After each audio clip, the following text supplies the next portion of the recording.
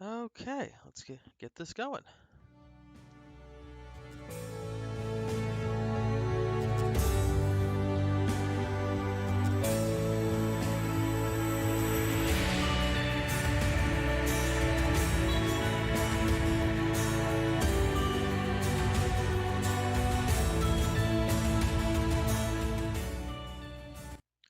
All right. Good evening, everyone. Welcome to the channel. Welcome to the stream. I'm Eric. I'm your host, and tonight we are continuing our work on B52, the little Arthur Conan Doyle thriller.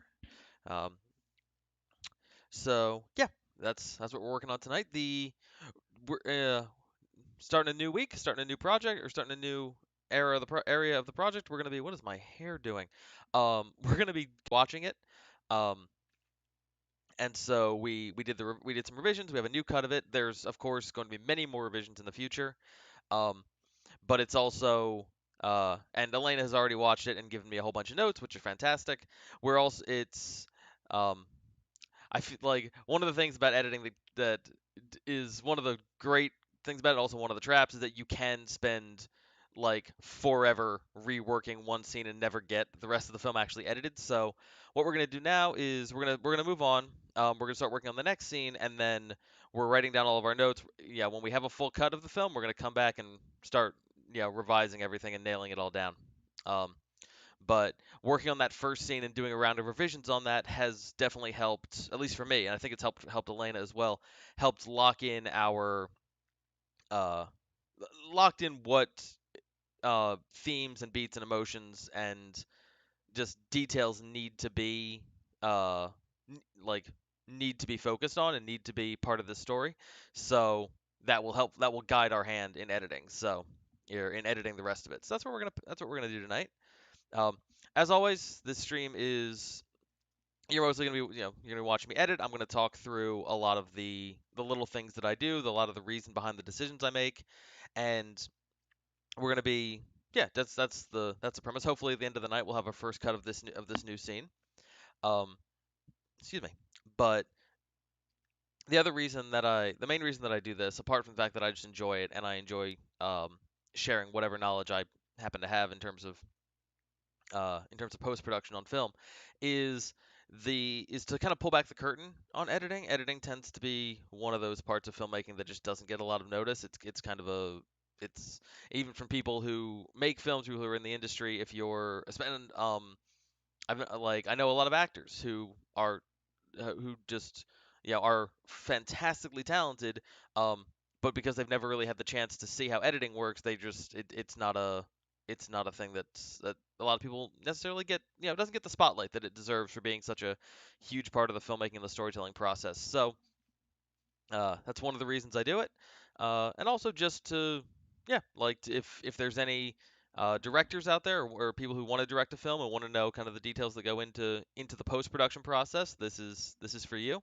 as well as for any editors out there who might be watching and who would be interested in who are curious about the art of editing, who um, want to throw their thoughts at me, want to ask questions. That's all completely open and completely accepted. That's the word for it. Um, and yeah, that's why we do. We want to pull the curtain back on editing a little bit. So, with all of that said, let's jump into Premiere. Uh, as I try to say pretty much every time, the doesn't matter what program you're editing in, the buttons and the things will be in a different place, but the choosing when to make what cuts where, that's like every editing program is going to do that, and that's the real art of the project. So, if you remember from last time, let's put this somewhere else. Slide this in. Ah, just not the adjustment layer, just everything else. We're gonna bring this back here so we don't have so much space. So we got through the kitchen scene here. Um, we got the two of them kind of formed their little agreement here to uh, for Arthur, who is a fair to middling thief, to rob Madeline's husband because she hates him and uh, would like to see him humiliated and like to see him robbed. So she's they've kind of struck that bargain. We've now moved through the house, which I will just sort of let play as I talk. Um, we've moved through the house, which has given us a good it's like this is a moment that's gonna be the real like uh it's gonna be the playground of our sound designer and our composer to we're establishing the house, we're establishing kind of the helping again establish the tone of the story, but it's also a chance to like we're introducing us to in some ways the one of the real dangers of the script in that there is an active New Year's party going on. So uh we have to deal with that, and that's a we have a, it's kind of a setting up the stakes for us. So and we have shots like this where we also it also helps us show that how casually Madeline walks through her own party, whereas Arthur just has to sneak around and is he's constantly aware of that. So it helps us gives a little bit of character work from the two of them. All right, and they both duck off frame, and that's the scene. So that's what we've got so far. So the scene we're doing right after that is this one, on the staircase where they kind of where they. This is right before we get to the husband's study where we spend the majority of the film uh, working on or getting finding the safe, getting into the safe, and the various drama that ensues around that. Um, so yeah, so for this, so yeah, staircase scene. We've basically got 5 shots to look at here. We've got this low angle, which is kind of like on all the shots in this scene are masters, which uh, if you're new to film, if you're not versed in filmmaking jargon, a master shot. Thank you, Premiere. Um, a master shot is a shot that runs the whole scene. It's not just a snippet of the scene, the whole scene. This scene is like looking at the script is a page. So yeah, so this is just um, yeah. So all these shots run the whole scene. The whole scene is let's see, from the beginning of that shot to the end of that shot is what about a minute and 20 seconds, minute and a half, give or take, almost. And that's including us slating the shot and getting it all framed up and stuff. So it's a short scene. We got 4 shots. We got this low angle wide. We got this kind of low angle close up or medium close up. It's definitely I don't know medium close up. It's a medium of the two of them. Um, we've got this high angle again. This one's more of a medium close up on Arthur just because of just because we do eventually get to there. Um, we got a bit of a wide. This is somewhere between This is like that's probably a medium wide from the top of the stairs, and then we have a uh, GoPro shot from the ceiling, which you will notice looks a lot different to the shots out of the main camera, just because GoPro is more of a compressed format, or at least the format it gives out of the GoPro is more of a compressed format. So so it's got to look almost more baked in, give or take. The shot from the GoPro is close to what we're gonna eventually make these shots look like. Uh, Again, give or take. We can there is adjusting we can do on the GoPro, and there's a lot of adjusting we'll do here to get these shots to match. So yeah, that's where we're at. Okay, I'm gonna go ahead and jump in. Now I've already watched through this footage, and I got my list of favorite takes from Elena. Um, so we're gonna start. Yeah, we're just gonna start cutting. Um, we're gonna start by trimming off the beginnings and ends. Let's get everything ready to let's cut out the stuff that's not usable.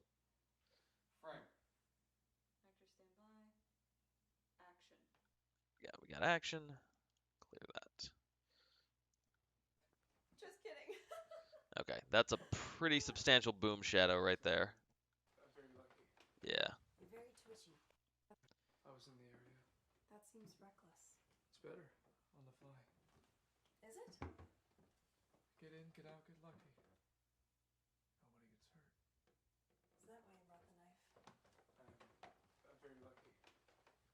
Okay, that's when the boom shadow comes in. I'm actually gonna pull this back. I'm gonna start cutting up. I'm gonna start cutting the stuff that I think we can and can't use. Uh, so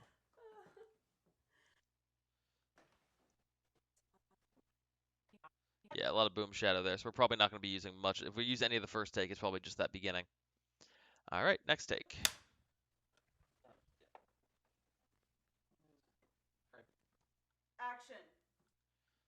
a cut there. Nope. Let's go from the beginning. There we go. Chose a bad night. I was in the area. That seems reckless. It's better. Hold in the boom. Yeah, we're gonna reset on that one. Did we catch that? Did we all see that right there? Yep. Um. Chose a bad night.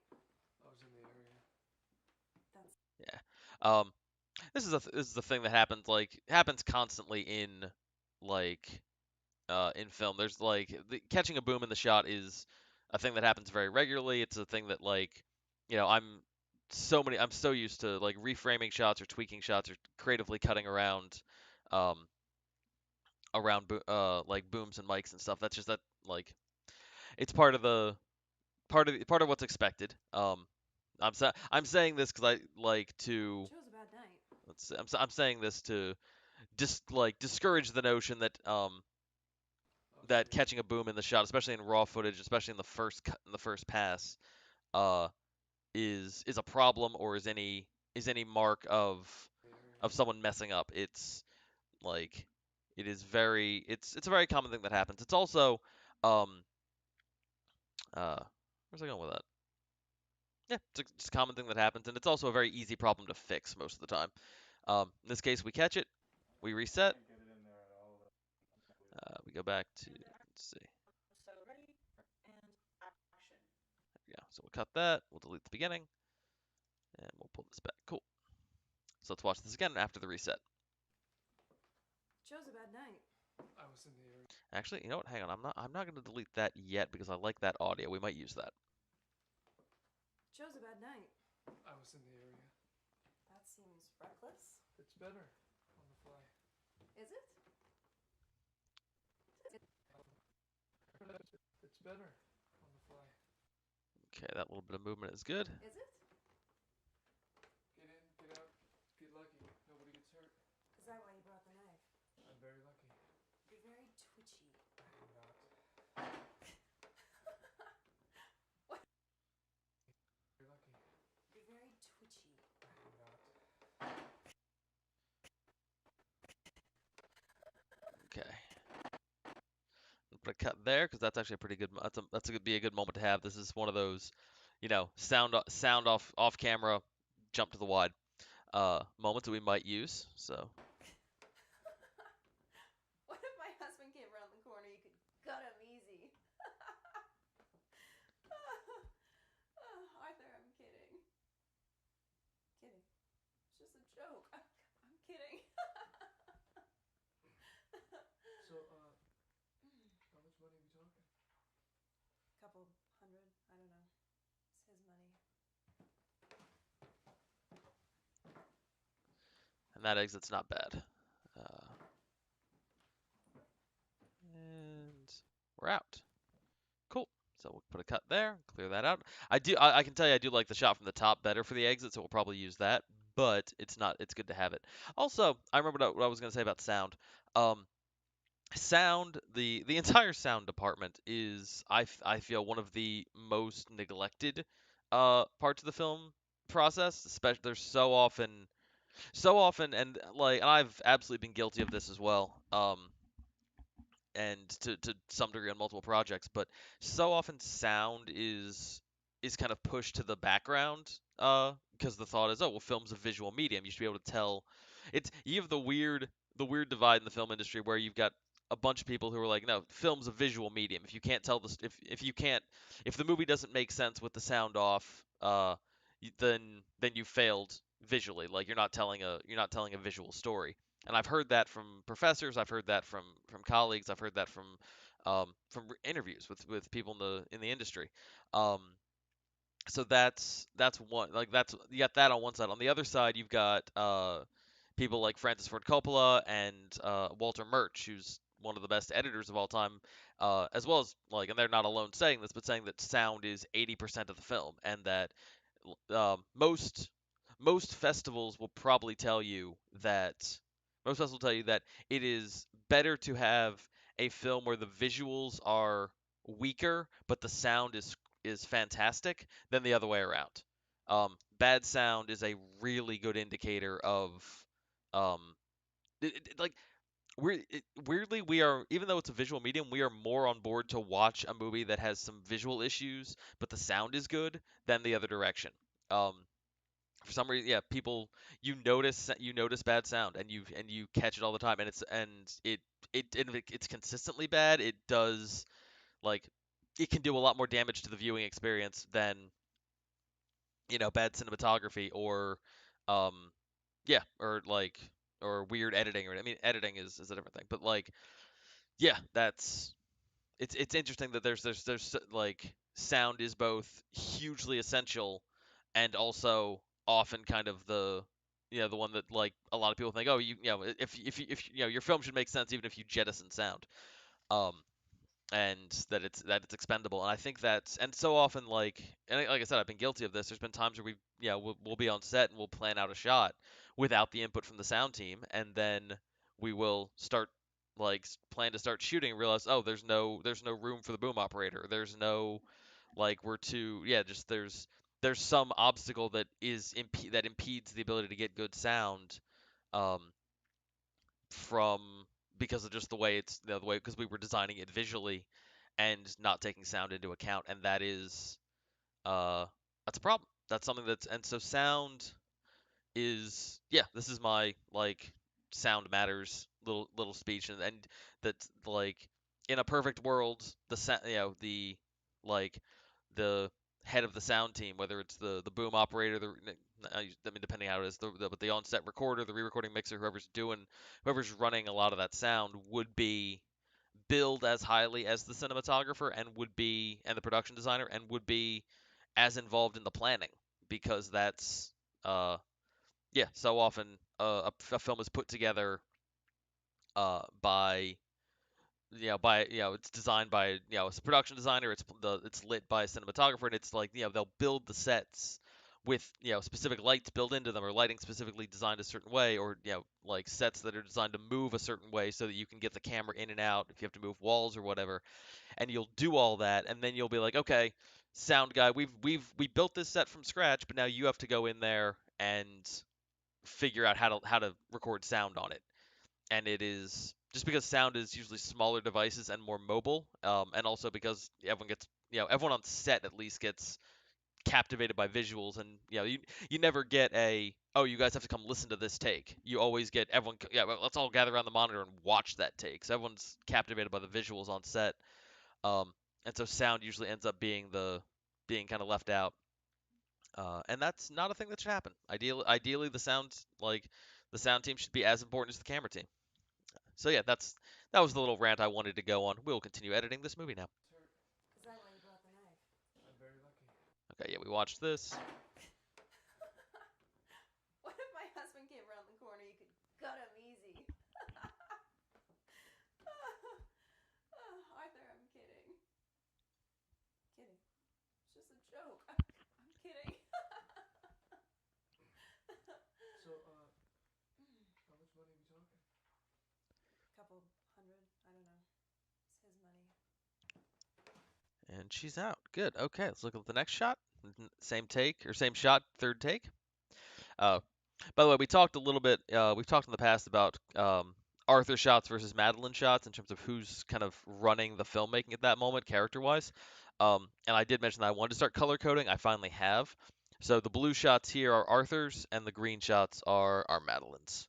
And that's not about who is in the frame necessarily. It's like, it often, I guess the rule for most of the film is usually the person whose shot it is the one in the shot. But there's going to be times, especially later on as we get closer to the climax, where we've got, Madeline, like, shots of Arthur that are following Madeline's rules, because Madeline is dominant in the moment, even if we don't see her. Uh, Here we go. Sounds good. 3. It's slated. Oh, there we go. Action. Cool. Let's cut that out.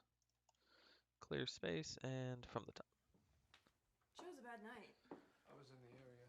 That seems reckless. It's better on the fly. Is it? Get in, get out, get lucky. Nobody gets hurt. Is that why you brought the knife? I'm very lucky. You're very twitchy.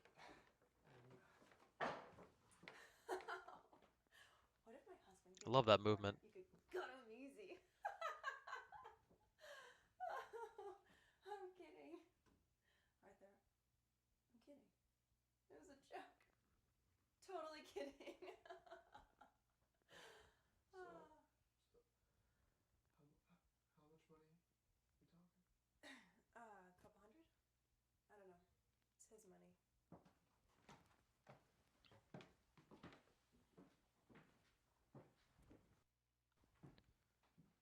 Cool. Let him clear, and we can delete that little ending there. All right. Cool. I'm gonna go on a quick break, guys. I just gotta adjust. Gotta switch the laundry over. So hold for 1 second, and yeah, we'll be back, and then we'll continue on with the next take.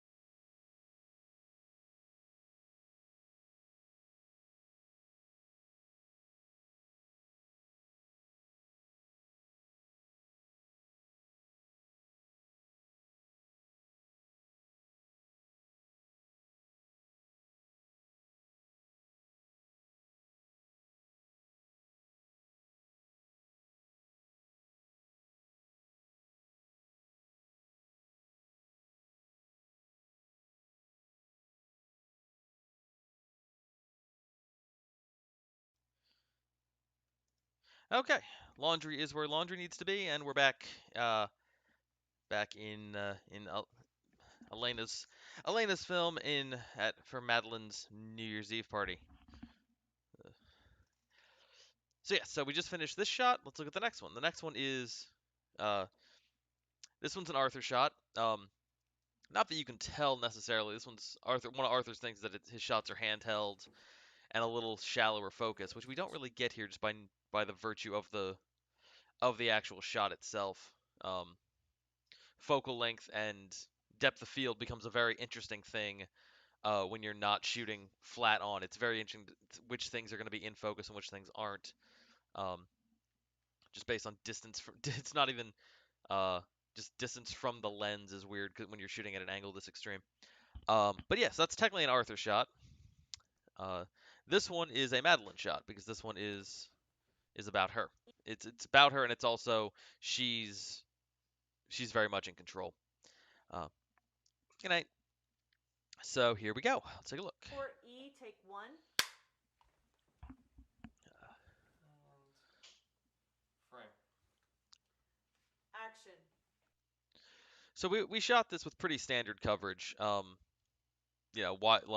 Wide shot from one angle, close up from one angle, wide shot from the other angle, close up from the other angle.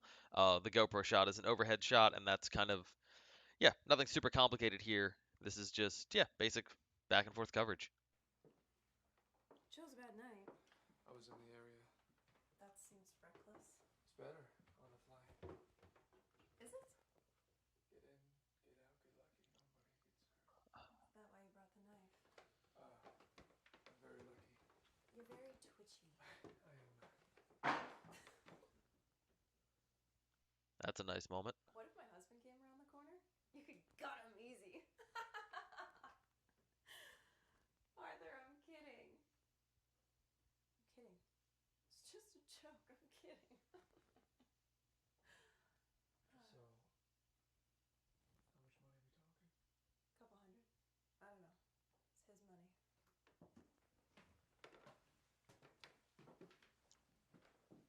Okay, and we're out. Not bad. Not a bad first take. I think one thing I do like about shooting masters, when you can, especially then, like, if you if you have the time and the money and the, uh, yeah, time and the money and the script that supports it, you can shoot masters from every angle for for a whole movie. Thank you, Premiere. Um, and that's not a bad thing, depending on how you want to do it. Seems reckless. Let's see. It's better on the fly. Is it? Get in. All right, I'm gonna go ahead and pull the video back. The audio here is pretty good, but the video is we're out of focus or we're catching lights, and that was just we knew that this shot was not gonna be or this angle was not gonna be for this part of the conversation. We knew it was gonna be for the second half. So I'm not worried that I'm trimming off the beginning. I'm even gonna trim off more once I actually get to cutting. But anyway, but yeah, shooting masters of the whole scene is like it really just comes down to filmmaking preference and how well and like do you have the time to do it? Do you have the money to do it? And is it going to help you? There's some directors who are like, no, I know this line in this moment. Um, and this whole movie is actually a mix of that because in the kitchen scene we kind of shot the scene in like three different masters. No, not even. We didn't do a full master. We kind of shot the scene. We had kind of two close-ups back and forth for the majority of it. And then we had a couple of other, couple other changes. Oftentimes, if you're one of the weird things about shooting usually if you're going to shoot a whole scene in a master, it's usually short scenes that don't have a lot of changes because usually if you have a scene that has some kind of big plot change or some kind of big, um, if you have a scene that has some kind of like change in the plot or a change in tempo or a change in some beat change, you're going to want to reflect that with the filmmaking. That's another reason why you'll see, like directors like Spielberg, they do a lot of scenes in a single master shot, but they do them with some kind of movement going on so that the visuals can reflect the changes in scene and in character and dialogue and so on. Um, whereas so scenes oftentimes you don't get like for a scene that has like changes in beats and people's opinions and thoughts and actions like changing the kind of the landscape. um you often won't do a standard full master for that. For a short scene like this where it's mostly conveying information and little bits of character, but it's not changing the overall goal. um Doing them all as doing a bunch of master shots can totally work, and can work. It's funny though because the kitchen scene we kind of shot in a couple different masters just because they're close-ups for the most part, but we did run the whole scene in them or the majority of it. After we started with the thing, changed landscape changed, and then we resettled it. The resettle is all kind of masters. Um, this scene again mostly masters. When we get to the bedroom or not the study scene, I say bedroom scene because we shot it was a bedroom before we moved everything in and out of it. The study scene, that is going to be we didn't shoot a master for that. We shot coverage. We overlap some stuff, so we do have for each moment of the scene, we usually have at least two angles to cut back and forth to cover it. But we didn't shoot a full master because it wouldn't have helped us. The filmmaking that scene has so many landscape changes just in terms of who's doing what, who's got the power, who's involved, who's hiding, who's chasing, who's whatever. Um, that it wouldn't have made sense to try to do it as a single master shot. You would have used one tiny bit of it when it felt like the filmmaking and the story lined up, and everything else would have been okay. We're watching this from an angle that doesn't reflect the story. Ready. Roll sound. So anyway, brief word on master shots, and also and the idea that it comes down to what you as a filmmaker want to do, like what your taste is, and how like again time, money, talent. If you've got it and can do a bunch of masters and you want to, it comes down to your taste, but it also can it's a technique that works better for some scenes and less for others, depending on how you craft your shots. 4E, take 2.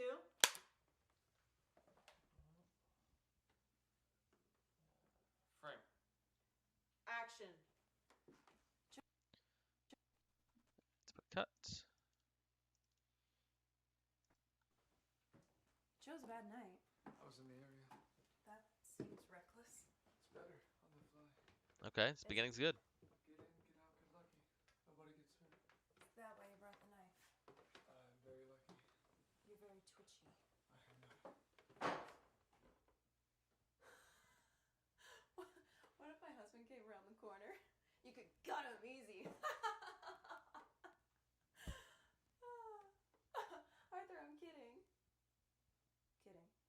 It's just a joke. I'm totally kidding. So, how much money are we talking? Couple hundred. I don't know. It's his money.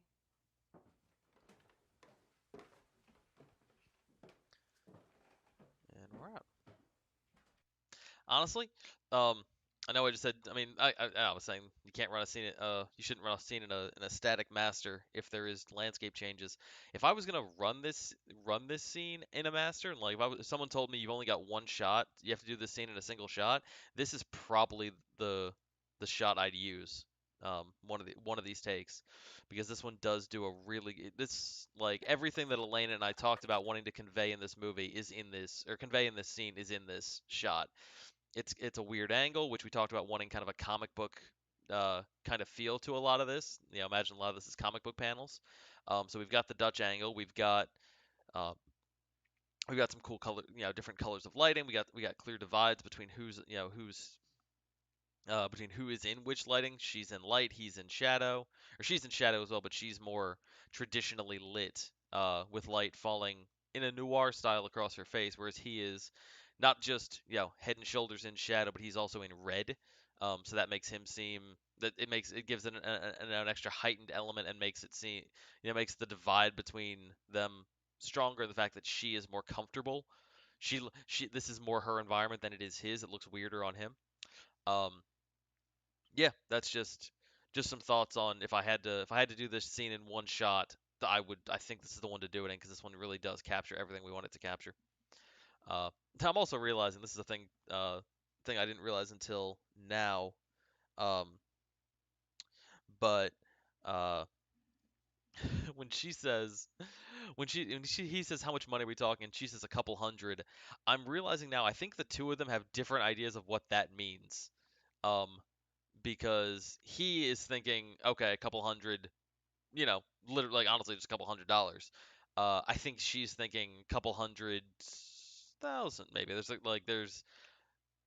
there's, she's expecting there to be more money there than there is, and I don't know if she's just not saying thousand or not saying, more than that because she doesn't think she needs to, which is kind of the language she speaks.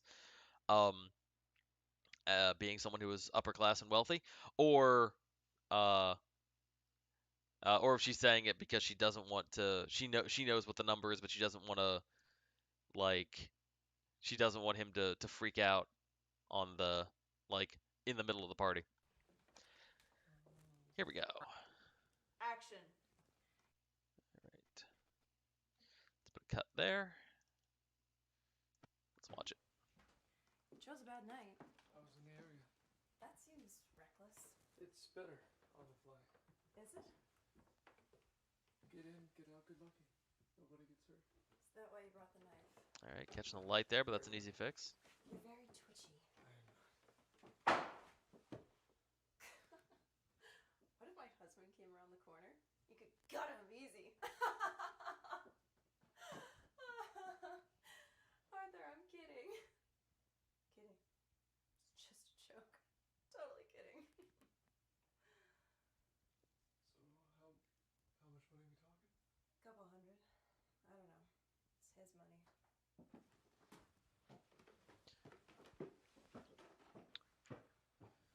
And they're out. Yeah, I like both take 2 and 3 of this. I think they're both good. Uh, I love that. I love this move she does when she says it's his money. Couple hundred. I don't know. It's his money. Like, there's a really good change in tone there that she does every time. Like this is coming down to good work on really good work on Annabelle's part. Um, but just that, like, talking about like, you always want to like every I mean when you're doing anything creative, like you have every choice is an opportunity to uh to enhance or uh yeah, to enhance your storytelling and to lean into the themes and the world that you're in, and so that's true for acting as well. And so having her like um you can seeing like you can clearly tell what's important to her and what she's enjoying most in that moment, and it's not about the money for her. It's about the effect on her husband. And that's like very clear. And a lot of the time that and this is like I still struggle with this as a cinematographer and an editor, but a lot of the time the difficulty isn't having the big ideas and having the ideas that you want to guide your story. It's being able to convey them clearly and like in a very digestible way. Um, and that's the thing that's I found to be very, very difficult with actors, like acting being like it's very hard to make those choices clear. Or I think that's one of the most difficult things an actor is called on to do. Um, and and so Annabelle making this very clear change, So how much money are we talking? Couple hundred. I don't know. It's his money. like it's a very clear change. It's not as big a change as you'd expect as you might think. It's not a going from joy from sheer joy to like ugh. Like it's a controlled change. It's very much it's all within the bounds of her character. Um, but it's still a very clear change, and it's like from my perspective that's a very impressive thing to see. So Roll camera. Camera rolls. Action. all right, cut there, delete that, bring it back. Show's a bad night. I was in the area. That seems reckless. It's better on the fly. Is it? Get in, get out, good lucky, nobody gets hurt. Is that why you brought the knife? I'm very lucky. You're very twitchy.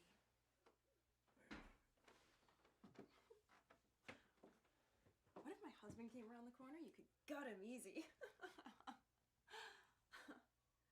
Arthur, I'm kidding. I'm kidding. It was a joke. I'm kidding.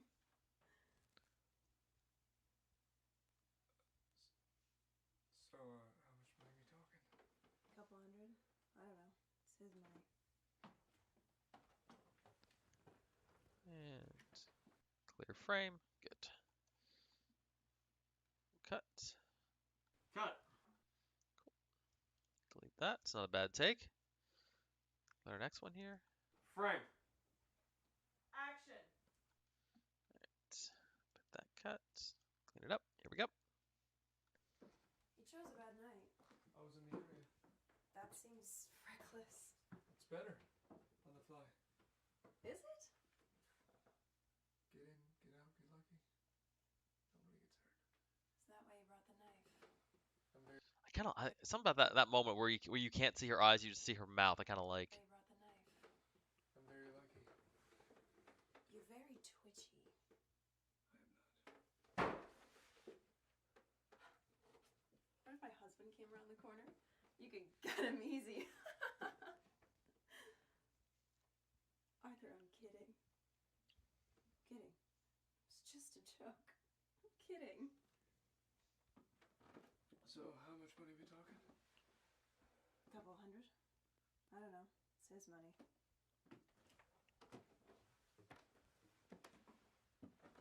And clear. Cool. I am going to try. This is a scene. This is the thing about having master shots of everything, especially a scene like this where I'm like, I like all the angles and I like all the work from everybody. Action.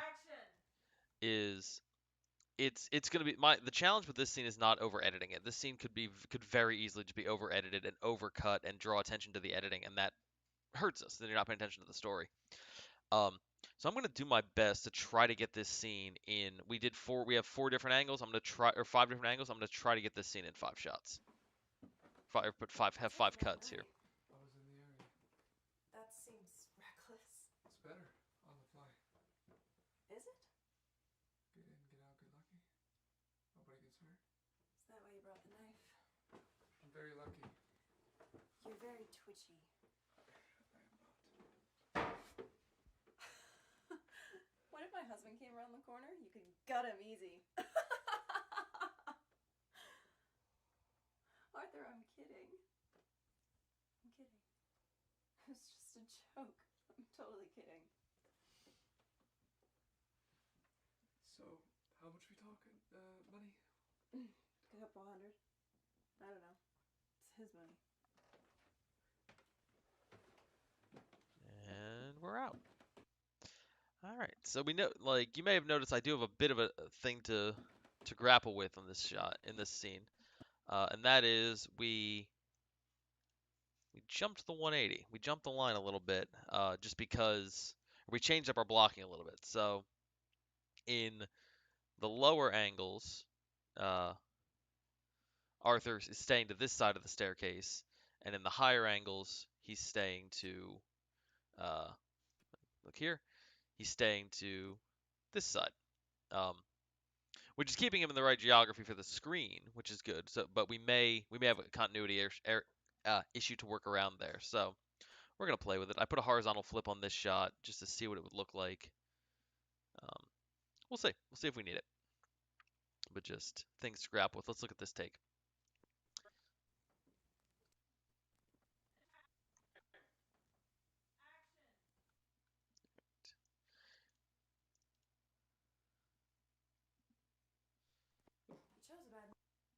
You chose a bad night. I was in the area. That seems reckless. It's better. On the fly. Is it?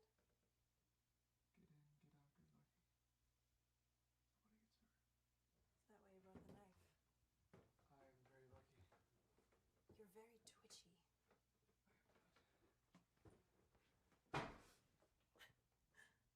What if my husband came around the corner? You could gut him easy.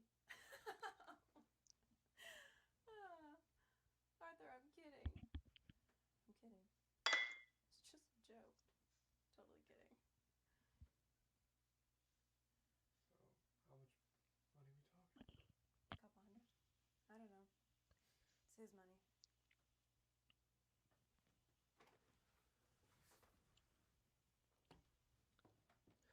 Everybody squeezing past the camera there at the end.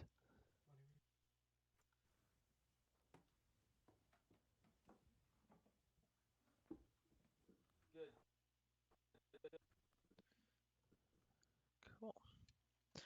So one thing we talked about, this is a bit just to think about for the end of this scene, and I'm thinking like one of the reasons, in the when we were working on the previous scenes, I talked a lot about cutting on movement and making and kind of like, in moments like this where Arthur's moving, or we're changing camera angles, changing beats. Watch, he like in this shot, he doesn't actually leave the frame before we cut, and then in this one, we're starting with Madeline moving, so she's like, and then he enters the frame. So we're not allowing them to leave frame at any point. Same thing with here, where he looks back and then they start moving.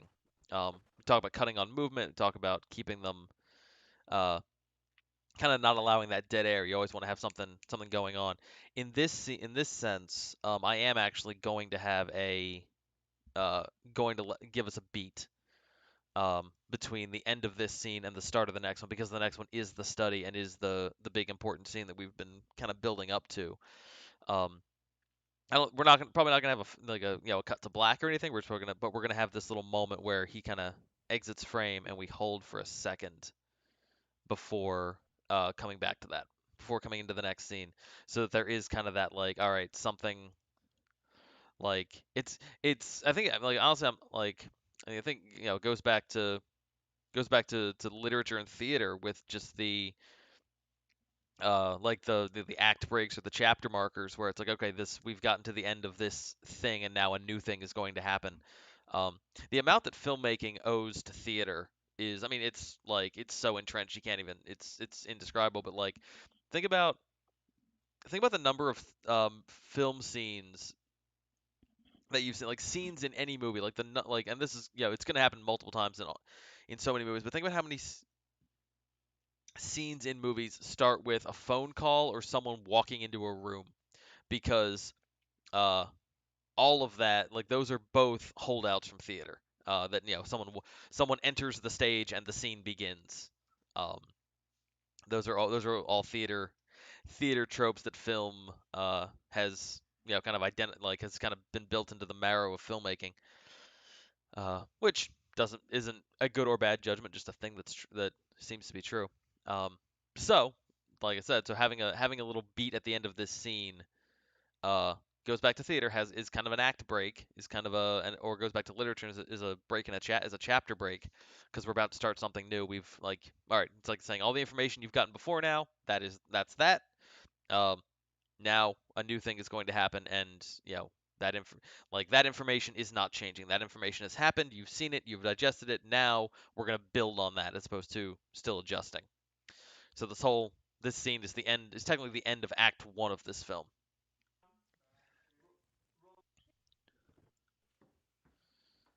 So production designer Maggie. All right, so we get a little bit of movement there. You chose a bad night. I was in the area. That seems reckless. It's better. On the fly. Is it? Get in, get out, get lucky. Nobody gets hurt. Is that why you brought the knife? I'm very lucky. You're very twitchy. I am not.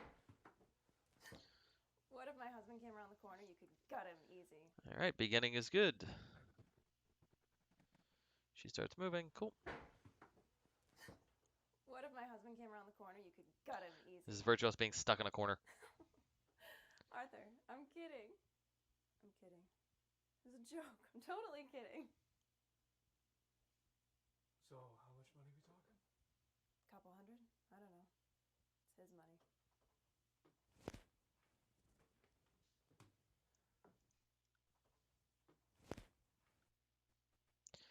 All right, so we can't really use that middle part, as we might have noticed. No, not for a film like this. There's an art film version of this movie that is where we focus much more on like Madeline's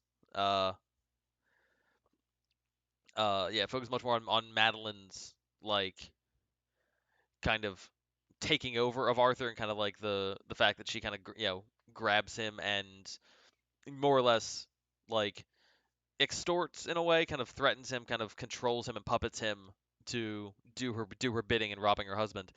That's not the movie we're making right now. That's not what this movie is about. But were we making that movie, was if that was a theme and we wanted to focus on, this might be we might include part of this shot, just because it really like I mean yeah, like and this is me trying to explain a mistake away, because this is not the shot as intended. This is like the product of us getting stuck in a corner. And I'm trying to think of ways that you might find this useful were you editing a different version of this movie. And honestly, having her completely overlapping him, there's like might be useful. So but in this case, not useful at all.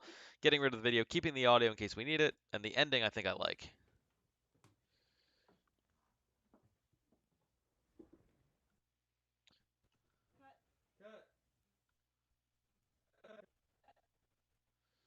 Keep that until the camera starts moving. There we go. Just so I have that, and I can take out the audio if I need to. Okay, let's watch the GoPro shots.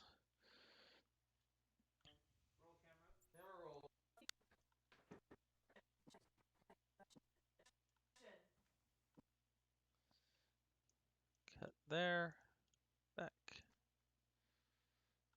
Chose a bad night. I was in the area. That seems reckless. It's better on the fly. Is it?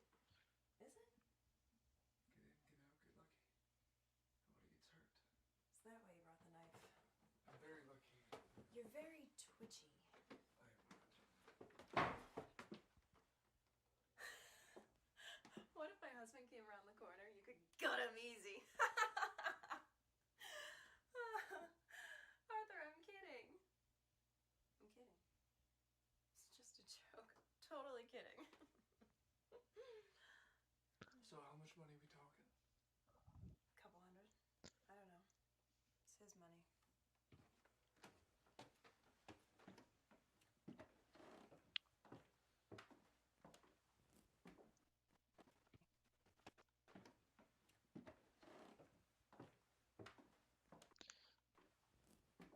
Okay, cut there. And I like this shot. I think it's a little bit. It distorts a little bit. Like obviously it does. It's a GoPro shot, and we're gonna adjust that with this. Is there actually one built in for GoPro? There is, but it's only hero to do. Yeah, it's the. Let's see. I'm actually better off just doing it by hand. So we're gonna put a lens distortion effect on here. We're gonna adjust the curvature until basically what I'm looking for is until that door frame looks more or less straight. Uh, we're also gonna have to zoom in a little bit. It's about there. Probably gonna zoom in a little bit more if I was gonna use this. Probably go to 112 or 112, and then adjust the rotation a little bit to get it kind of flush there. Let's see if I go -2, too much. -1, a little better. Probably -0.5. There we go. That seems to work. That seems reckless. You don't get as much of the whole thing, but it does look. It looks. Yeah, without that, it looks like a GoPro shot, and this is. Now you'll notice. So there's this shot. So one thing I didn't between these takes, just to mix it up, because I realized I didn't really want the GoPro look for this one. I'm gonna go and turn this off for a sec so we can see it. Um, is I switched the GoPro's like settings from one of the from I think from narrow to linear, which exactly I forget exactly which one it is, but yeah, the GoPro has, depending on how you're using how you want the lens, it can zoom it in and help remove that distortion as a built-in feature, which is nice. All right, so Action. there we go. Put that cut. So basically, this one with a lens distortion filter on is what it looks like if you shoot wide, or I think it's narrow. Yeah, because I think GoPro, at least my GoPro has like super wide, wide, narrow, and linear. This is shot narrow and then with a lens distortion filter on it, and then this is shot. I guess I'll have to zoom this in as well to get it. 105 is 105 enough? Not quite. Gotta go to like 108. There we go. So with a lens distortion filter and without, but doing it in camera, and you see the result is pretty close. You're losing a couple of pixels top and or left and right, but that's not much. Get in, get out, get lucky. Anyway, let's watch this. Let's watch these shots. Chose a bad night. I was in the area. That seems reckless. It's better on the fly. Is it? Get in, get out, get lucky. Nobody gets hurt. Is that why you brought the knife? I'm very lucky. You're very twitchy. I am not. What if my husband came around the corner? You could gut him easy. Arthur, I'm kidding. I'm kidding. It's just a joke. Totally kidding. So how much money we talking? Couple hundred. I don't know. It's his money.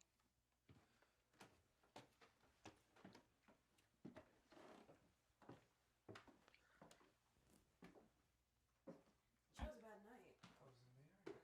That seems reckless. It's better on the fly. Is it? Get in, get out, get lucky. Nobody gets hurt.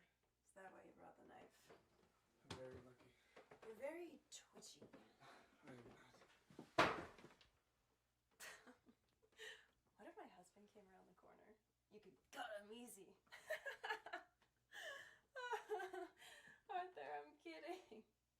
Kidding. It's just a joke. Totally kidding.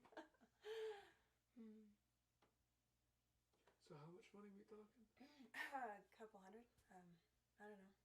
It's his money.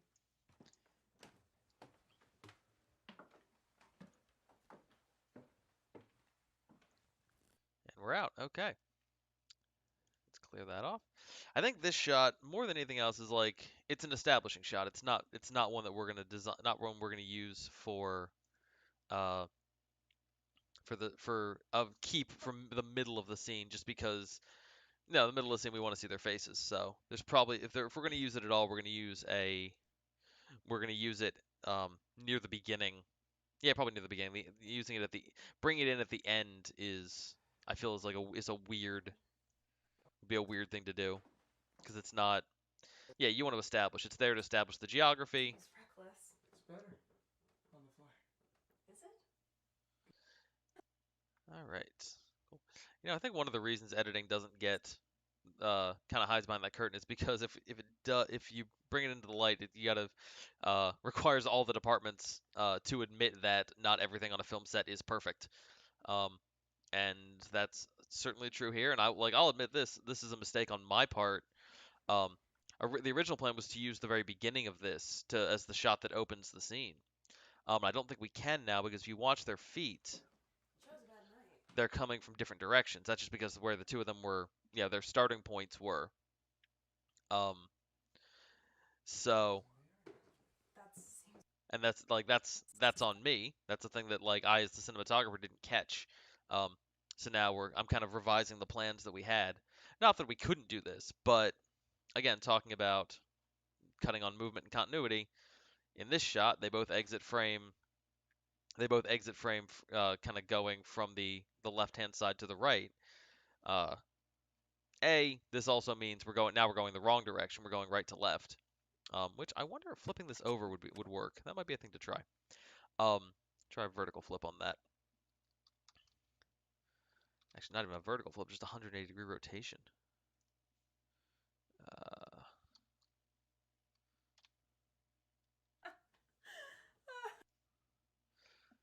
looks very weird to me, but it does follow the rules. Show's a bad night. I was in the area. That seems reckless. It's better on the fly. Also follows the rules of our filmmaking. All right, we're gonna stick with that. I'm gonna put this back at uh, let's see if I set this at 180. Nope, not 108. 180. There we go. And then bring it back to, yeah, 179.5. There we go. Arthur, I'm kidding.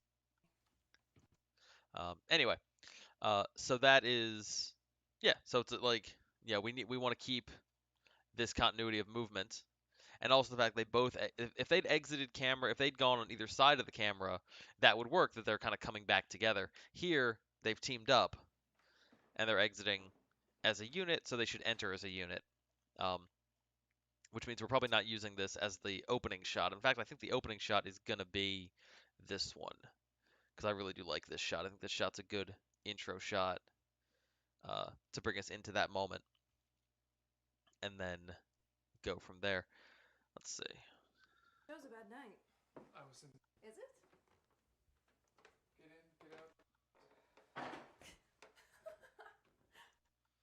It's better on the fly. Is it? This Show's is a bad night. the reset. Yeah. That seems reckless. It's better. Hold in the boom. That seems reckless. Cool. All right, so we're gonna put a cut there. We're gonna delete all of this, and we're gonna delete the video on this one, so we have the audio in case we need it. Okay, cool. So yeah, let's start piecing this together. Moments that I like, or that I think I want to use. Um, I really do like the beginning of this from the GoPro angle. Um, and yeah, my goal is to try to not over edit this. So I think is another reason I do kind of want to see, like, I don't need the GoPro shot in this movie, like it's or in this scene. It's not essential, but it is. Um, we do have another shot later from the same angle when Arthur's coming back down the stairs, and that is, well, it's one of the reasons. A lot of the time, like if you if you're like something to look out for when you're watching a movie is notice when a shot draws your attention to to the actual framing of the shot. Notice when when there's a specifically interesting shot. Excuse me for a sec. Sorry, throat getting dry.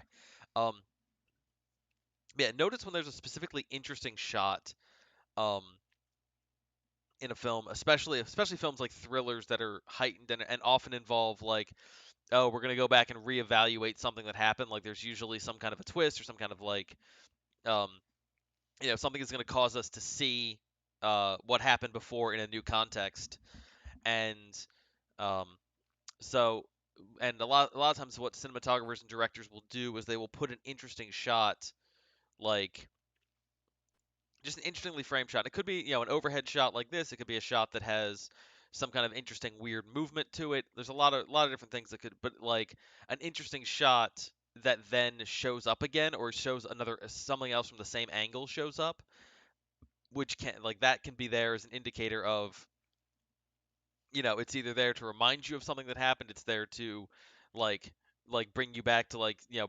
remind you, bring you back to the same geography, so on and so forth. So because we have a scene later that really is just a shot from above, it's just the GoPro shot of him coming down the stairs.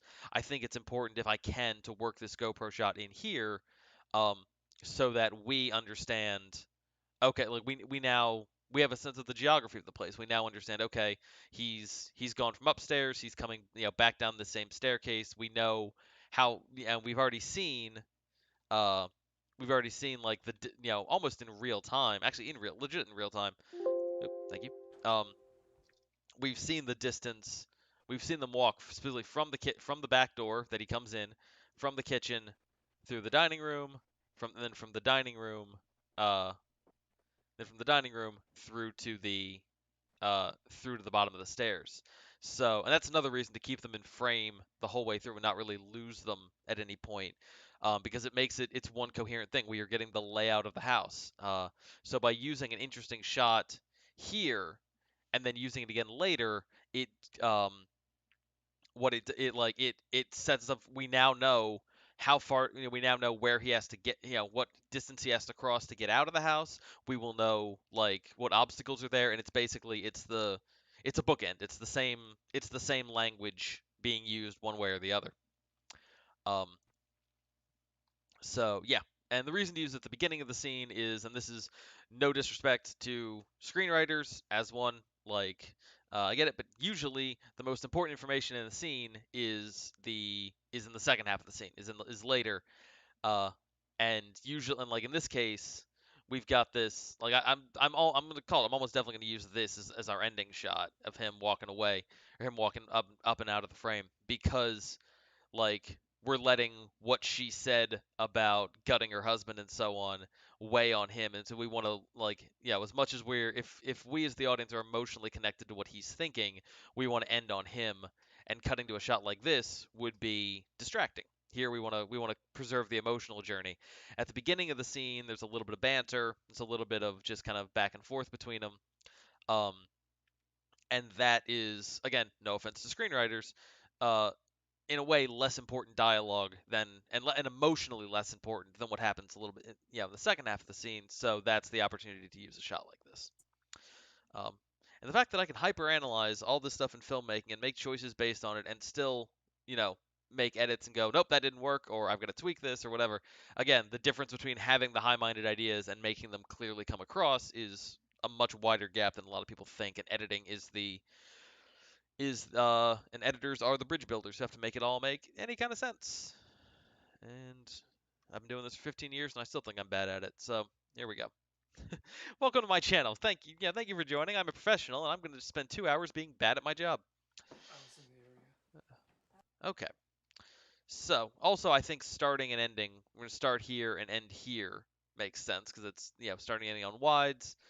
We'll use this as a punch in right near the beginning, and then we'll live the majority of the scene in these close-ups. I think that's how we're going to do this. All right. So with that in mind, with that kind of framework established, let's take a look at these takes. Uh, if we're going to start here, we're going to start here. Let's take a look.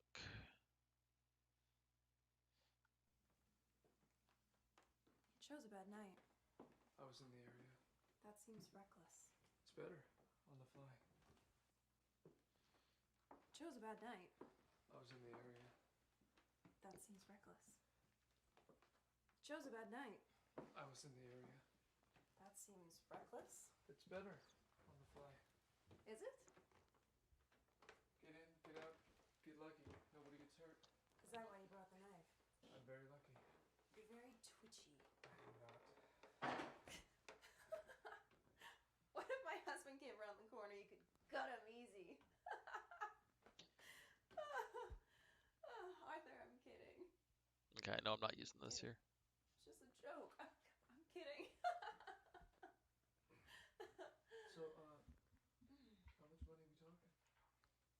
couple hundred. I don't know. It's his money.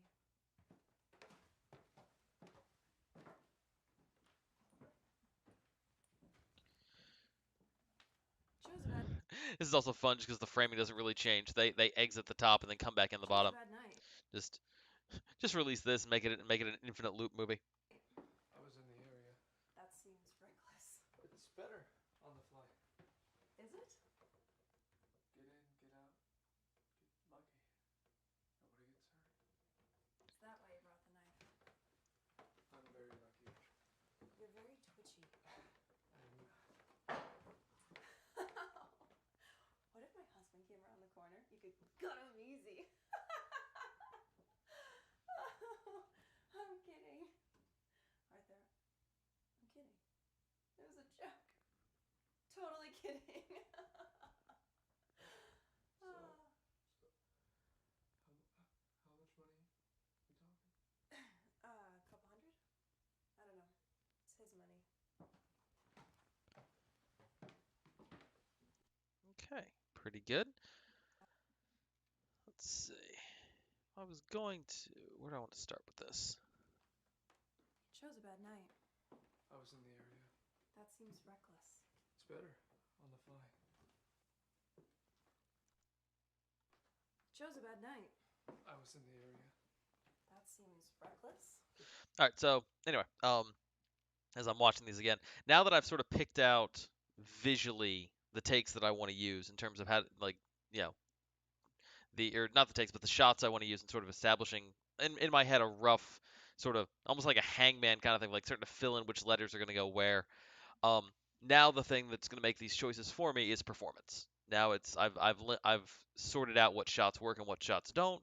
I've cut out the stuff that I don't that doesn't quite do it, uh, and now we can start piecing it together. And now we're looking solely at performance to really see what works. And you can do that. You can, as an editor, this is my approach. You can do this in any number of ways. You are looking for the shots that do the best, that are, both equally important, best or debatably equally important, both important, the best visually and the best as that serve the story cinematically, but also the best performances. And depending on the needs of the scene and the needs of the moment, you can go back and forth on that. A lot of times, I think if I had to pick which side you land on, you probably should sway, especially for emotion, for a for anything emotional, sway toward better performance than better cinematography. Because cinematography, like, we forgive weird shots, but if the emotional story of the characters doesn't track, you that's a worse thing than having good shots. Um, like, preserve the emotions, preserve the performances before you preserve the cinematography. This is my opinion, and I don't. And again, they're both very important, and it's a niche choice one way or the other. But that also, if we're doing an action scene, um, if we're doing a fight scene or something, it's like maybe that swings a little more the other way, and it's the visuals, or if we're doing yeah. So it goes one way or the other. But so my typical thing is to sort of reduce it down to, like, I look at all the shots, I pull out the stuff that works visually first, and then I start looking at performance uh, to kind of piece it together. So now we're gonna look at this. The things we want to be aware of are um, the that we're looking for. We want to find like two shots, and especially with these two, this movie is about their relationship, the theft and the all the stuff that's going to happen, that has happened or is going to happen, is the core emotional thing is the development of their friendship. So that's what I'm going to be looking for here. I'm looking for the moments where they seem most connected, the moments where the chemistry connects the most with me. Um, the moment, and then additionally, we're looking for the moments, like, we want to see Madeline being joyful and having fun with it, and we want to kind of see Arthur is still, he's still on his heels, or on the balls of his feet, and still kind of like, yeah, he's still wary of the situation. But that's what I'm looking for evaluating these shots. Chose a bad night. I was in the area. That seems reckless. It's better on the fly. Chose a bad night. I was in the area. That seems reckless. Chose a bad night. I was in the area.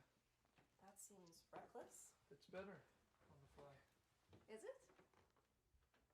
Get in, get out, get lucky. Nobody gets hurt. Is that why you brought the knife? I'm very lucky. You're very twitchy. I'm not. What if my husband came around the... Is it? I was in the area. That seems reckless. It's better on the fly. Is it? Chose a bad night. I was in the area. That seems reckless. It's better on the fly. Is it? Get in, get out, get lucky. Get in, get out. All right, looking at the beginning of this, because I'm kind of this is a thing that a good screenplay will do for you, and like a good director and good production team will think about going in, and like uh, I'll admit, like, Elaine and I talked about this going into the project, but we didn't talk about it as much as we maybe should have. Um, and this is again, this might be why editing doesn't get the press it deserves, is because like you have to admit to mistakes when you're editing. Um, and you have to admit to, like, when you see a film, the assumption is, oh well, they went with the best, like, unless it's very glaring, the assumption is, oh, it all came together as planned, and they went with the best versions of everything uh to make it happen. um which is absolutely not the case. I'm positive every single project that an editor has ever worked on has had, like, there's been mistakes you have to cover, there's been stuff you have to hide, there's been stuff that didn't quite come together the way you wanted it to, so you got to kind of work on it. But in this case, um, yeah, the coming th- like one thing, then this is another good reason to have your editor involved in pre-production or involved on set, is to start discussing, okay, does a script lend itself to cuts? Where do the cuts kind of lend themselves in the script, and then in the rehearsal process you find those moments, because a lot of the and this scene's a good example for it, because um there's a lot of good beats that just cry out for a cut, and that makes my job really easy, and the actors both do a very good job of hitting those marks. So the obvious one is when something falls or crashes, you want to see the cinematography change, you want to see a cut there. um Same bit with the, if husband came around the corner, you could gut him easy. Arthur, I'm kidding, it was a joke. That's a nice moment. The the it's in the script, it's written, beat, he rejoins her, and then he says, how much money are we talking? A couple hundred. It's his money, I don't know. um so there's, like, the scene has beats kind of nicely written into it, especially the second half of it, uh which means I get to, like, that's the second half of the scene makes my job easier. The beginning, I get to play a little more, um to, yeah, kind of find the moments.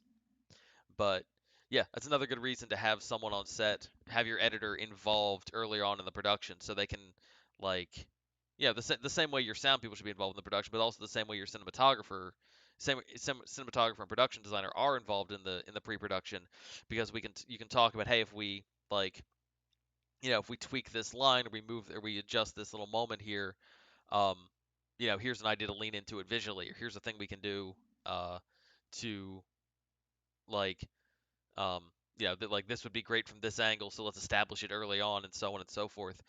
Um, like, editors should be involved in those conversations as well, because there's a lot they can do in post to mirror that and to work on it. Again, marks of good screenwriting, and that Elena did a very good job with the script. Okay, let's watch these again. Is it? Chose a bad night. I was in the area. That seems reckless. It's better on the fly. Is it?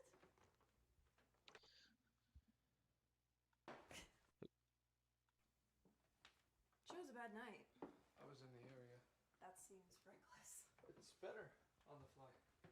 Is it? Get in, get out, get lucky. Nobody gets hurt. Is it? I think that second take is kind of, Chose a bad night. I was in the area. That seems reckless. It's better on the fly. Is it? yeah, I like that. I think that's a take to try to go with. Again, I'm trying to like, because I want to get that GoPro shot in here, because I think it's important. I'm trying to find spots where I can make these cuts where I want to put them or where I can get everything in. Let's see. So we're gonna start here. Start with this one. I'm gonna cut that, bring it down here, start assembling the scene. Joe's a bad night. So I'm gonna start with when your shadow starts coming in there. This is actually gonna work. If this is how the scene comes together. I actually like this because we kind of end the last moment with them both in silhouette. I mean, once I color grade this is gonna be like they're still silhouettes, but color grading is gonna darken it up even more. So them stepping out almost in silhouette and then cutting to Joe's a bad night. I was in shadows. the area. That seems reckless. It's better on the fly. All right, so it's I like this shot. I like this take primarily just because, like, for the moment, just because um they both seem pretty casual. There's a Joe's a bad night. I was in the area. That seems reckless. It's better on the fly. they seem more casual. They seem interested in each other. Um, they seem invested in each other, and that's the hints of the dynamic we want to find. All right, now we're gonna go to the GoPro shot. The other nice thing about the GoPro shot is that it is because you don't exactly see that you don't see their faces as well. We can, if I need to switch out some audio, I can do that really easily. Joe's a bad night. I was in the area. That seems reckless. It's better on the fly. Is it? Get in, get out, get lucky. Nobody gets hurt. Is that why you brought the knife? I'm very lucky. You're very twitchy. I am not.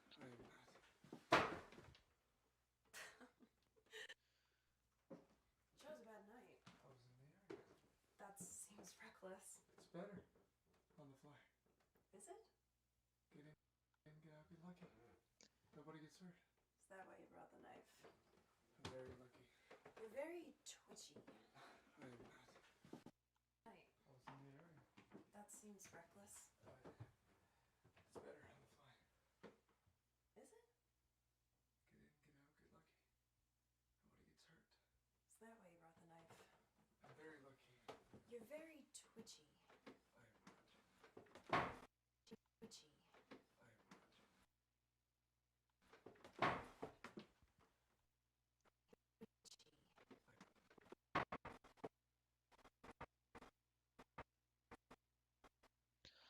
Okay, I actually like that. Something about something about this first take. That seems reckless. It's better on the fly. It's this part of this take. Let's see how this works. If I cut it and bring it back to the beginning here. Foot itching. Okay. Where were we? Here we go. Let's paste. That seems reckless. It's better on the fly. Is it? Get in, get out, get lucky. Nobody gets hurt. Fly. Is it? Give me 1 sec, guys.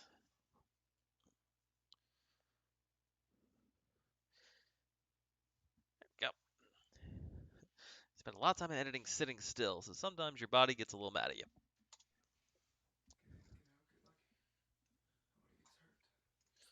I gotta check something real quick. This might break my rule of not cutting too much, but I'm very lucky. Is it? Get in, get out, get lucky. Nobody gets hurt. Is that why you brought the knife? I'm very lucky. oh, you know what? I just realized what this needs to do. Okay, we're gonna cut. Fly. Is it? Get in, get out, get lucky. Nobody gets hurt. Is that why you brought the knife? I'm very lucky. You're very twitchy. I'm very. The knife. We're not gonna start this at the beginning. We're gonna put it in the middle because um, one of the things that becomes hugely important later on is that line: "Get in, get out, get lucky. Nobody gets hurt." Um, that's that became a hugely important thing. That's like there's a decent chance that's gonna end up as the tagline for the movie. Whether or not there's an outside left field chance it's gonna end up as the title for the movie. Which I'm sure Elena, when you're watching this, you will like you will comment or text me and tell me I'm wrong, but and I might be. But On the fly. uh, anyway, it's an important line in the context of the story, regardless, and I want that in close up. So, uh, so yeah, so we get in, get out, get lucky. We'll do that in a close up. Then we'll do is that why you brought the knife? Same thing in that close up because those are both important lines. And then we'll get I'm very lucky, you're very twitchy, I'm not, and then the crash. That'll be the GoPro shot that puts the GoPro right in the middle and kind of sandwiches it. I like that. Okay, so let's look at, and this also means we're kind of starting with Arthur's shot, with the two shots that are Arthur's shots, and then we're kind of going into the Madeline shot. So we're gonna cut back. We're probably gonna cut back to the Arthur shot at some point, but it's starting with the two Arthur shots and then ending with Madeline shots, and that is, um, it's subtle. And again, this is a high-minded idea that, like, I'm not sure this is gonna like, I'm not sure anyone watching this after the fact will pick up on it, or even pick up that there's something to pick up on. But to me, I'm watching this and going, okay, we're starting. Like we are going from Arthur's world to Madeline's world, and that is very much a key theme of the film. That seems reckless. It's better. On the fly. So then we'll go to this shot here, which I'm probably gonna undo the flip on at least at the beginning. So let's look at versions of is it all the way through to get in, get out, get lucky. On the fly. Is it? Get in. Get out. Get lucky. Nobody gets hurt. Is that why you brought the knife? She starts moving, that's pretty good. Let's watch this one. You chose it. Get in. Is it? Get in. Get out. Get lucky. Nobody gets hurt. Is that why you brought the knife? Oh, that little smile from him is golden. That might make the difference right there. On the fly. Is it? Get in. Get out. Get lucky. Nobody gets hurt. Is that why you brought the knife? Yeah, On the second fly. take. Is it? Get in. Get out. Get lucky. Nobody gets hurt. Is that why you brought the knife? I'm very. Yep, that's the take. What did I just do? I just put a cut right in That one. seems reckless. It's better. On the fly. Is it? Is it? There we go. Put a cut there. We'll grab this moment. Cut. And this is the thing you'll notice. I always try to like take the takes I like the best and make them fit together, as opposed to trying to think of trying to go with the takes that fit the best together. Because that again, I'm leaning toward performance rather than visuals. I'm happy with the visuals on all of these. I'm not going to use a shot that I don't like the visuals on, but uh, It's better. On the fly. Get in. Get out. let's see. Okay, now I can do is it in two different ways. Let's see. If I do it here, On the fly. Is it? Fly. you know what? Thematically, I think I want to do it over. I want to do it here because is it is not the important line. The cut should be we cut. You know, she says is it, and that triggers the cut. On the fly. Is it?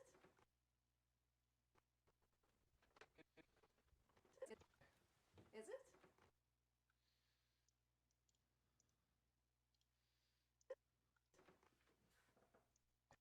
It's better. On the fly. Is it? Get in. Get out. Get lucky. Is it? Get in. Get out. Is it? Get in. Is it? Get in. Get out. Get lucky. Nobody gets hurt. Okay, now I'm balancing. I'm gonna check these other takes real fast just to.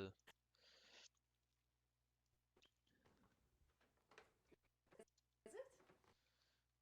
Uh, Chose a bad night. I was in the area. That seems reckless. It's better. On the fly. Is it?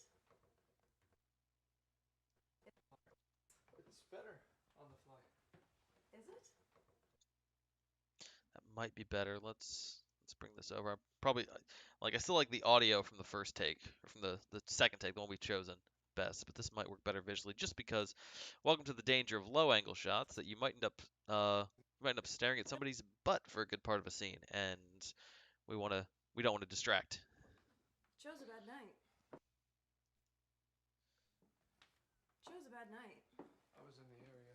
That seems reckless. It's better on the fly. Is it? Let's see if that works with as a cut here. Is it? Get in, get out, get lucky. Actually works pretty well. And I also think, Is it?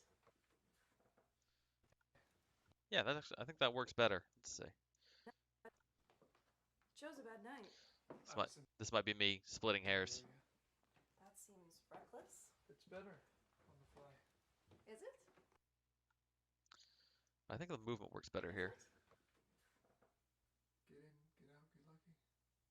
Nobody gets hurt. Is that why you brought the knife? Nobody gets hurt. Is that why you brought the knife? Cool. Okay. Again, let's see.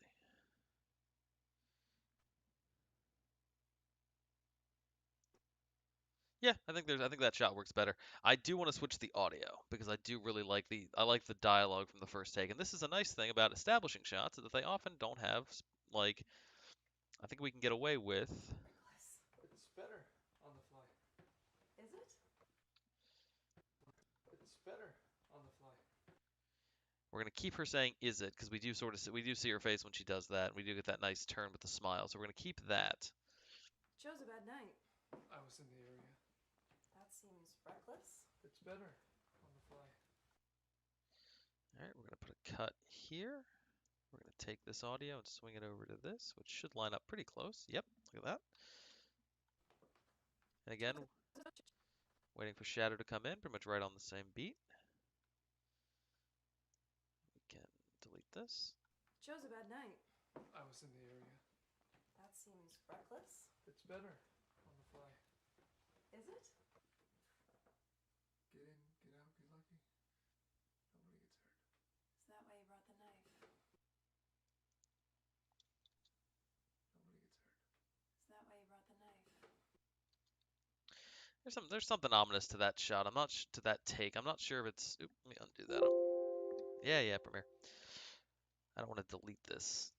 I want to keep this where I can use it. Let me take another quick look.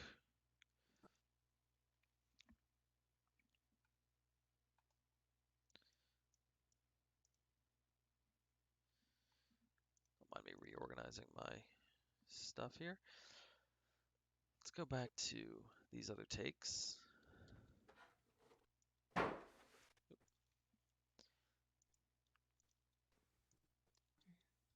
Nobody gets hurt. Is that why you brought the knife? Get out, get lucky. Nobody gets hurt. Is that why you brought the knife? Yeah, the take we've got's the best. I think is the best of them there. They all do their own different thing in subtle ways, but I like the way she does it. I like there's a bit of an ominous kind of teasing to it, which is I think it's a good word to describe Madeline, especially if you asked Arthur to describe her at this point in the story. All right, let's look at the GoPro shot again because now we're looking at a different part of the scene. Let's pull this one, what we've got here, back. Actually, what part do I have here? I'm very lucky. You're very twitchy. I am not. Okay, so that's good. Let's look at this other take. It's better on the fly. Knife. Nobody gets hurt. Is that why you brought the knife? Put a cut. I'm very lucky. You're very twitchy. I am not. There's the cut. Cool. So let's take that and see which one of these plays better. Let's go right to the right to the end. There we go. Paste. And we'll try this new one first. The knife. I'm very lucky. You're very twitchy. I am not.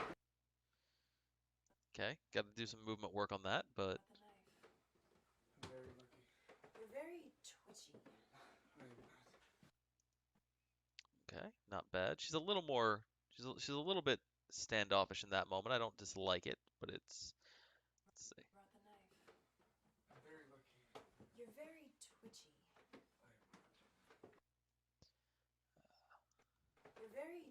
twitchy. I am not. Why does it feel like these are almost identical? I'm very lucky. You're very twitchy. I am not. I'm very lucky. You're very twitchy. I am not. Yeah, these feel so. Wow, these guys just rock on. Adam and Annabelle just same like, and that's a thing you can tell about like. This is another thing that kind of helped me determine my cuts and determine my beats. Um, this is the get in, get out, get lucky is an important moment. Um, is that why you brought the knife? Also an important moment. I'm very lucky. You're very twitchy. I'm not. Bit. That's a little bit. There's not as much emotional weight to those lines. That is just. Um, it ventures a little bit back into the realm of banter.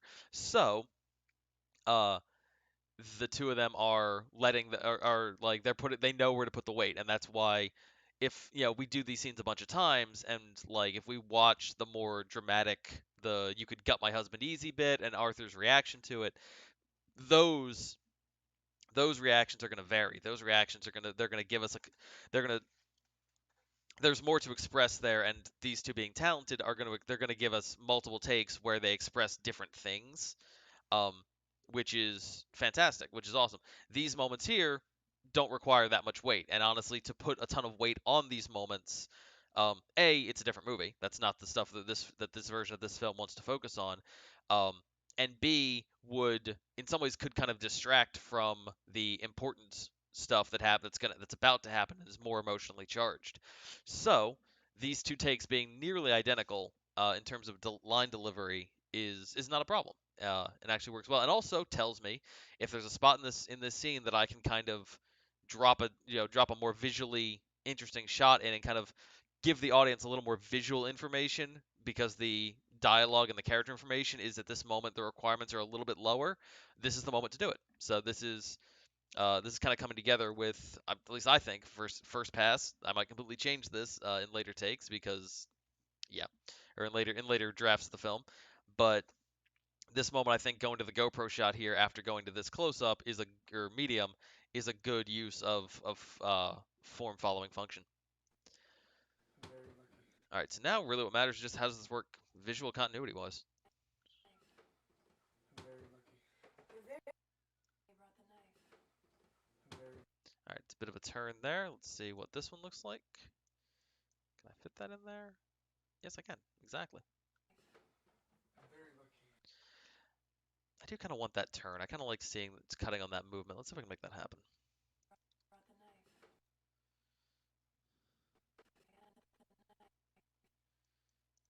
We can actually do this kind of as just that last little bit. Pull the GoPro audio back for a sec just to line this up, and then we'll fill in the gap. The knife. Actually works pretty well. Is that why you brought the knife? I'm very lucky.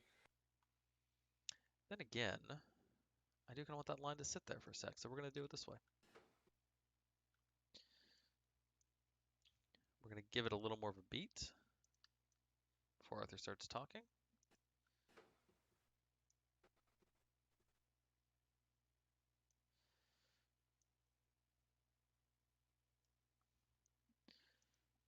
Man, it's weird cutting the sound out, isn't it? I'm assuming you can still hear me.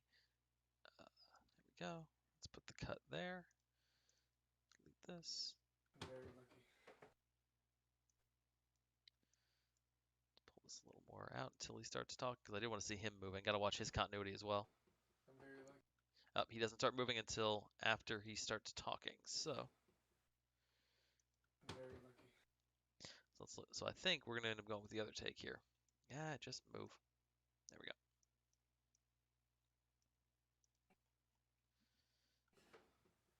I'm very lucky. You're very twitchy. Is that why you brought the knife? I'm very lucky. You're very twitchy. I am not.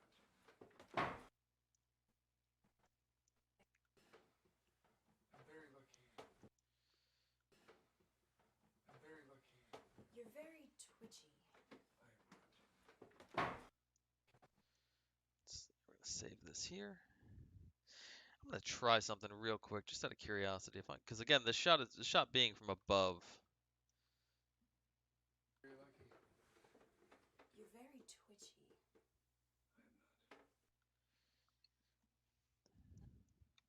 Knife. I'm very lucky.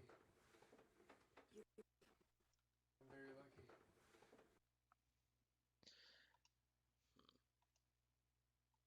very twitchy. I'm very lucky.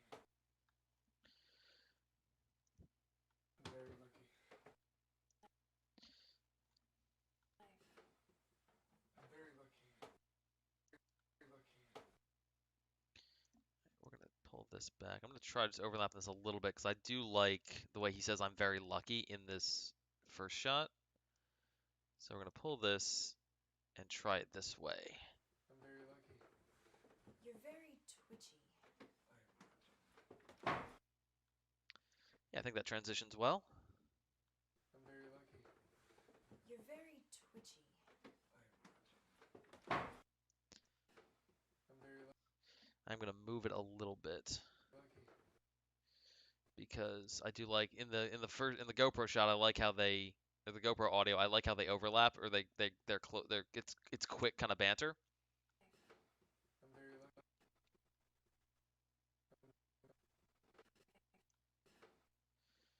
So what we're gonna do is we're gonna put a cut there. We're gonna move this like that. I'm very lucky. You're very twitchy. Yeah, that didn't sound too bad. Let's tweak that a little more. I'm very lucky. You're very twitchy. Split the difference somewhere in the middle. I'm very lucky. You're very twitchy. I'm very lucky. You're very twitchy. I think that works. Got kind of a good amount of. Oh, hang on. I'm gonna pull this bit here so we have that silence covering it. Knife. I'm very lucky. You're very twitchy.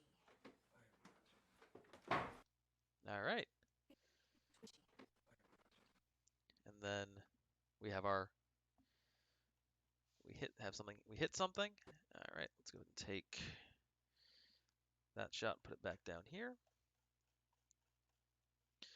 Actually, that can go straight into the RHSC if we're gonna end up using it. Let's see what do we got in here. This is coverage from the first scene or from the dining room scene, so we can go there, and now we can paste this here as we start putting in the coverage from the hallway. All right. Reckless? It's better on the fly. Is it? Get in, get out, get lucky. Nobody gets hurt. Is that why you brought the knife? I'm very lucky. You're very twitchy. I think that moment is the moment to cut to this shot. Would be my thought here as we cut to. Is that why you what knife? I'm very lucky. You're very twitchy. I am not. What if my husband came around the corner? You got him easy. Arthur, I'm kidding. I'm kidding. It's just a joke. I'm kidding. So, how much money are we talking? Couple hundred. I don't know. It's his money. I'm gonna be so on the fence about whether or not I put another cut in between there. Give me 1 sec. Like, take a quick breather to drink some tea and check the laundry again. So, hold for laundry.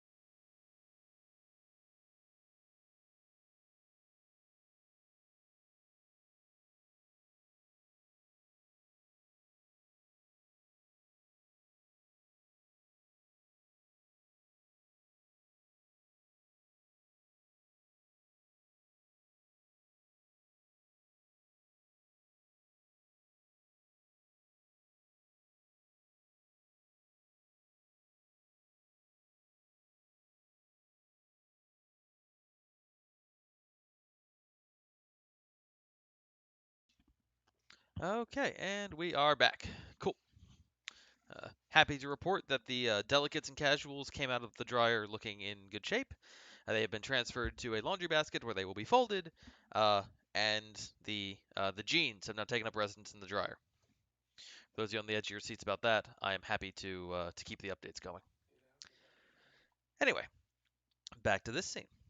Um, so the next moment is we go from the something crashing, which is gonna right now is just somebody stomping their foot, but obviously will be switched out for, the sound of a like lamp getting knocked over or a glass dropping or just someone falling into something. It's a New Year's party. There's gonna be a lot of fun ambience. Uh, yeah, there we go. So we got so that's the moment we're at, and this is the moment where we get some real good. Uh, this is the moment in this scene that's got the emotional importance. So let's go ahead and find. I think I am going to end up breaking my rule and adding one extra shot that I wasn't planning on, but we'll see. Let's watch it. You're very twitchy. I am. What if my husband came around the corner? You could gut him easy.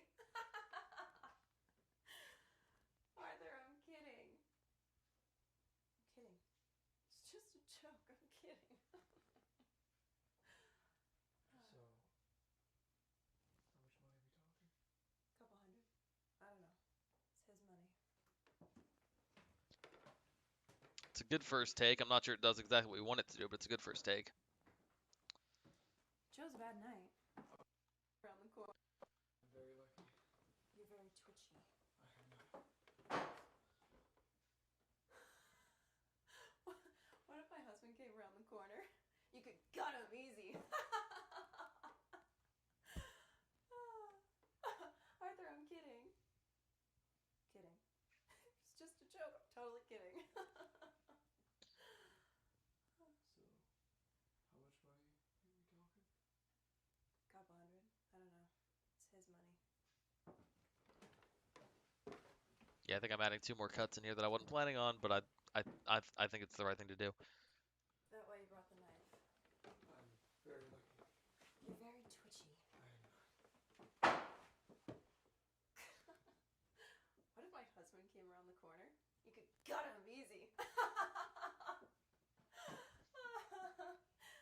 Arthur, I'm kidding. Kidding. It's just a joke. Totally kidding. So, how much money are we talking? Couple hundred. I don't know. It's his money.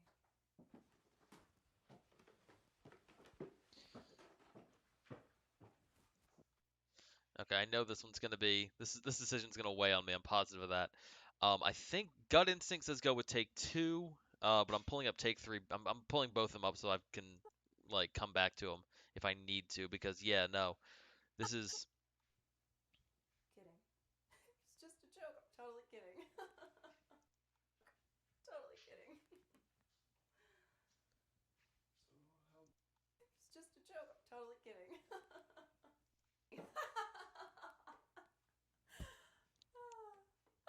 Arthur, I'm kidding. Kidding.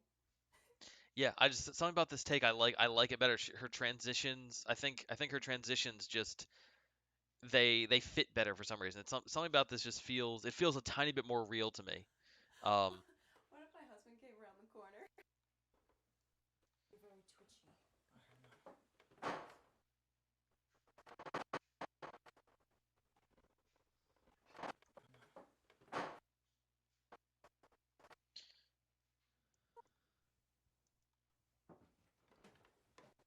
Hundred. I don't know. It's his money. Kidding. Arthur, I'm kidding. Kidding. It's just a joke. I'm totally kidding.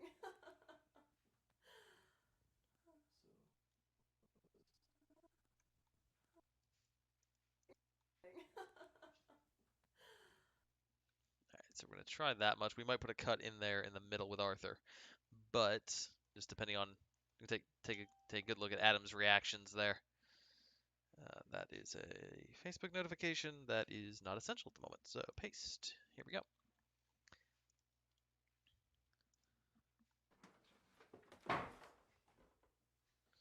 That works. That actually. Here's the thing.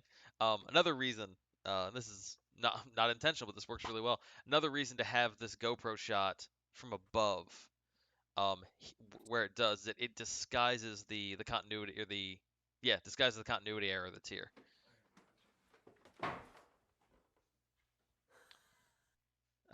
Yeah, I think that disguises that pretty well, and you're not gonna notice the positional jump that happens there. Um, Also, I love the way the light is catching her eyes there. We're gonna zoom this shot in a bit to kind of let's see 115 I think. I'd like to. Why can't I see it? Oh, there we go. Okay, so yeah, so we're gonna zoom it into 115. We're gonna bring this over because I want to get some of that white wall out of the way. Not gonna get rid of all of it, but I want to get rid of some of it. I'm gonna bring this, yeah, kind of up to the top of the frame there.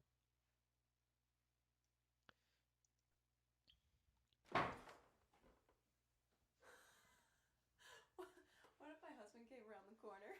You could gut him easy. Actually, you know what? If I go to like 120, I might be able to get that wall totally out of there. Maybe 125. And I like that. I also like cutting from wide to close up. There we go. That is pretty good. If I crank this up to the top, yeah, a little bit of the wall there just to add a little bit of context. What if my husband came around the corner? You could gut him easy. Okay, I think we went a little too far. Let's go to 120. Just kind of crop that up and crop it over.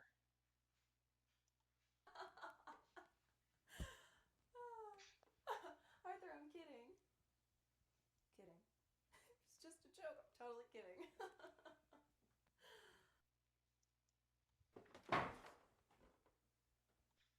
Yeah, that's a very noir moment right there. What if my husband came around the corner? You could gut him easy. If I crop it that way, here's a quick thing just to talk about reframing a shot. If I like reframe it this way versus the way it was, if I do it, um, if I do it like this, we keep Arthur in frame, and it's more about the two of them. If we crop it like that, and kind of cut out her headroom, now this moment we're cutting him off, and this moment's about her. What if my husband came around the corner? You could gut him easy. Like we're cutting him out, and we're getting more of her, and that makes the shot more about her. And I like it, but I think it's a bit like I think we're better off doing it this way. Arthur, I'm kidding. Kidding. It's just a joke. I'm totally kidding. Cool. Save that. Let's go back to Arthur's close up here. Let's go to Arthur's close up. We haven't really. Here we go. This bit here. Let's look at these takes. And this one we are gonna have to flip just for a moment. So, how much money? Arthur, I'm kidding.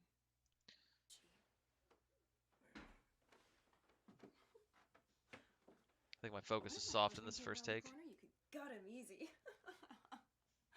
Yeah, my focus is off here. Arthur, I'm kidding. I'm kidding. It was a joke. I'm kidding.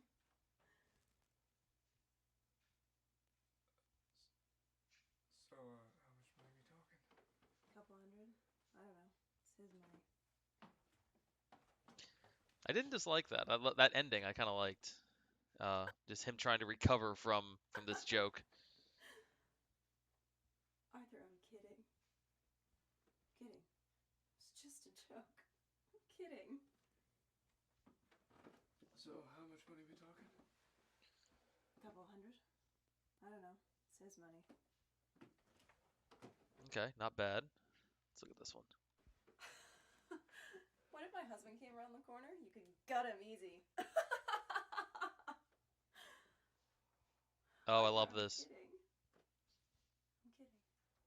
It's just a joke. I'm totally kidding. So, how much we talking? Money? A couple hundred? I don't know. It's his money. You know what? I like this one. I like this one a lot. This is the one we're gonna go with. It's a first blush here. Got him easy.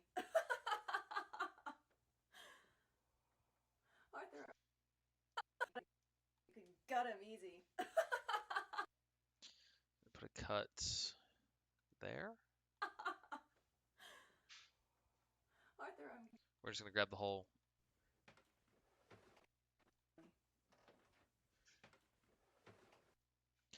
Yeah, we're just gonna grab that whole moment. There's gonna be a few more cuts in here than I planned, but it's still the same 5 shots, and we're only cutting back and forth minimally, I think. Cool. So let's go back and look here, because now we're gonna put a cut there where we see his reaction. Really kidding. So how much money are we talking? Couple hundred. I don't know. It's his money. I love that ending. We're gonna use that.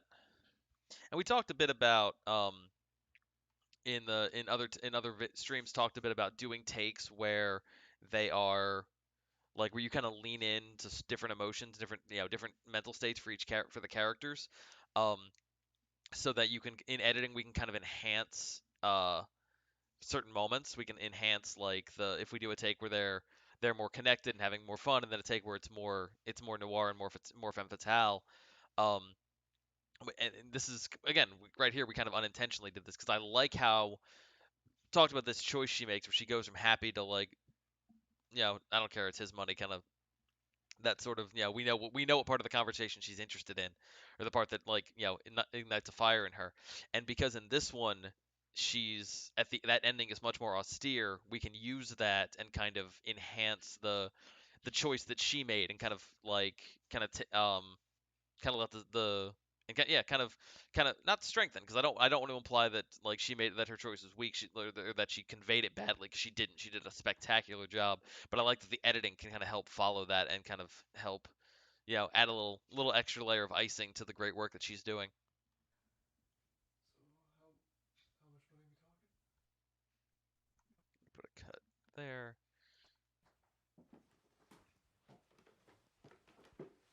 Yeah, we're walking out, so we'll take this and cut.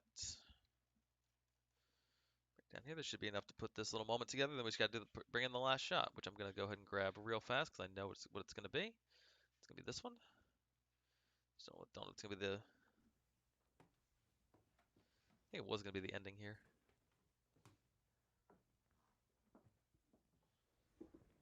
I like that. I also like this one.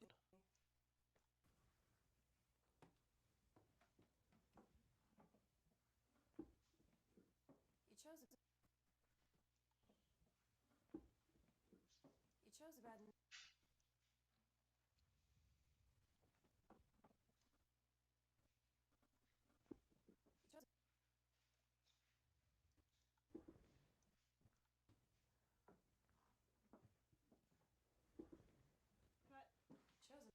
Okay, yeah, I think we're gonna go with the second one. I like the first. The first one I like better because I like I love that little bit of light on his face right there. But I think this one's better. We're gonna go with a couple reasons. One, it draws your eye from him, and then draws your eye to the shadow. Uh, and he also exits frame more smoothly. So we're gonna go with that. So take that cut, bring it down here, and this will be the scene. Paste. All right. Arthur, I'm kidding. You could cut him easy. Arthur, I'm kidding. Kidding. It's just a joke. I'm totally kidding. A couple hundred.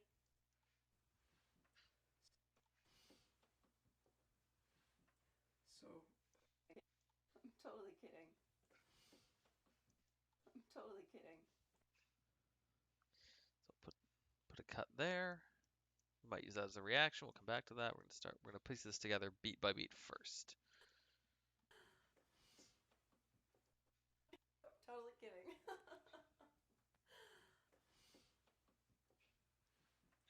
so how much are we talking? Money? I'm gonna flip this. This shot does need to be flipped in order to make the continuity work here. So how much are we talking? Money? A couple hundred. Money? Alright, we're gonna cut the audio. Yeah, we're gonna cut the audio here.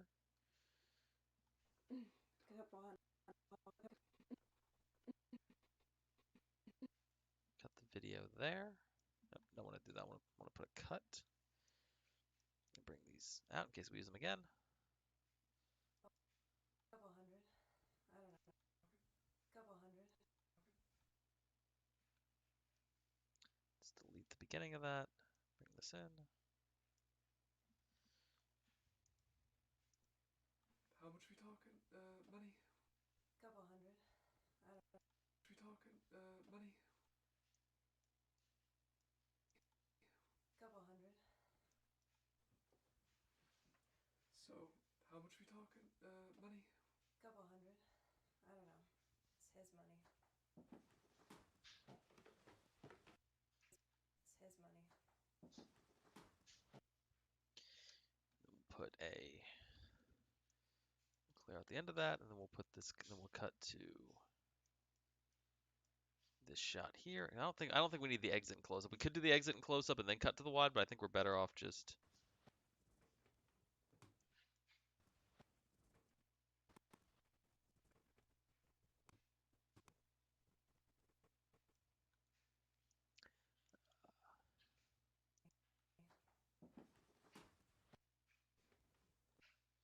Gonna give a little bit more visual here.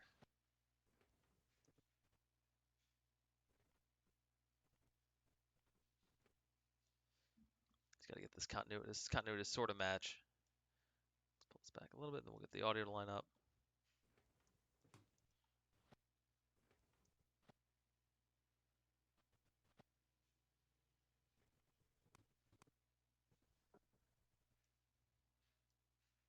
I do like that he looks back there. That's actually a nice touch that he does in this shot. So let's see if we can keep that.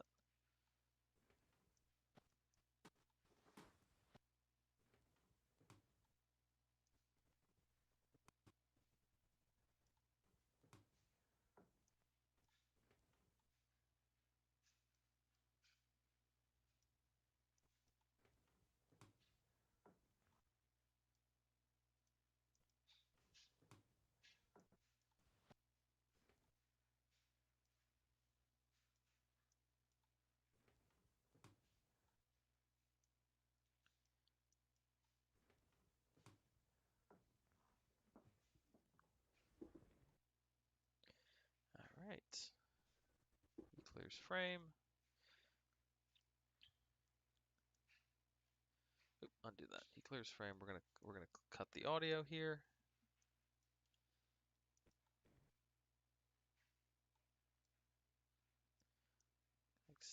Let's extend this, but then the camera starts moving.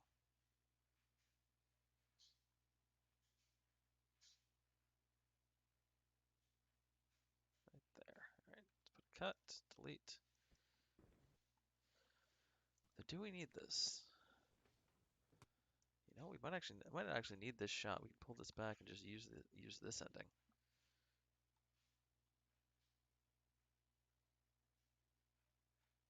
That actually works super well too.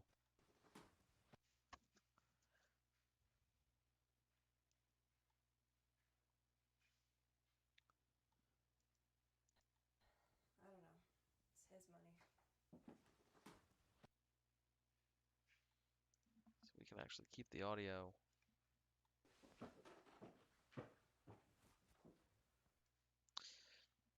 The only thing I don't like about this is that it does technically break our screen direction rule. So, Elena, feel free to you're watching. Feel free to weigh in on this when you do watch, um, whether or not you want to you cut here or stay on this, because like in terms of like brevity and continuity, and I mean not continuity, but like in terms of brevity and just kind of conveying the necessary information, I think this shot does it. Like we see him leave. I think it's a good visual moment, but it does have him. We've talked a lot about making sure that he is, like a detective novel reading left to right, that he's moving left to right, and this kind of has him moving in the end right to left. So, tell me what you think.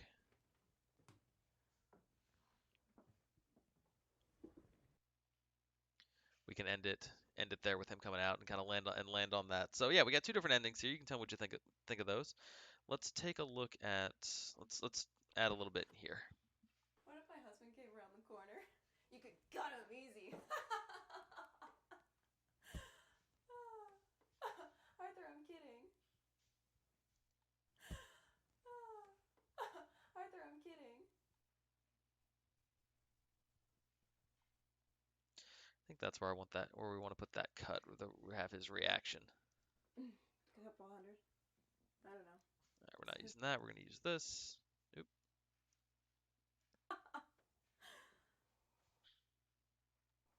Arthur, I'm kidding.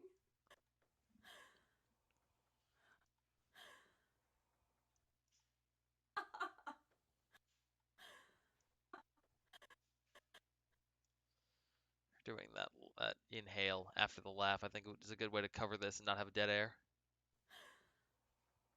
Arthur, I'm kidding.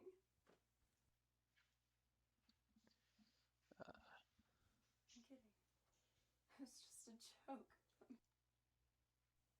Kidding. It's just a joke. Arthur, I'm kidding. Arthur, I'm kidding. I'm kidding. It's just a joke. I'm totally kidding. Let's see, I actually like the visual here.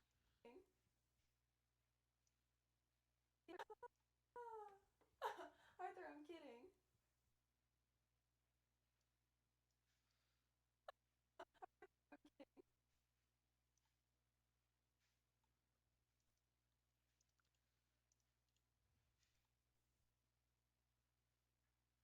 Yeah, we don't need a whole lot of this, just a little bit.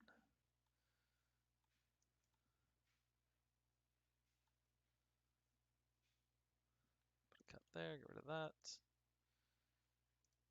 And then we're deleting that, bring this back. There we go. And then we take the audio from here. I'm kidding. It's just a joke. I'm kidding. I'm kidding. Kidding. Let's delete that. Let's pull this back like this. I'm kidding. Let's take this audio and we are going to drag it back to here. Come on. Yeah, no, we're gonna put it right here. Kidding. I'm kidding. Kidding. And now she says it 3 times. You kind of hear her say, she says, "I'm kidding," like with says it Arthur, I'm kidding. in a fun way. I'm kidding. Kidding. Yeah, she says it in a fun way. She says it in a more compassionate, I'm kidding. like gentle way, and then Kidding. a It's just a joke. I'm totally kidding. then a definite way. And yeah, we gotta switch this. So we're gonna turn the horizontal flip back on. I'm kidding. Kidding. It's just a joke. I'm totally kidding.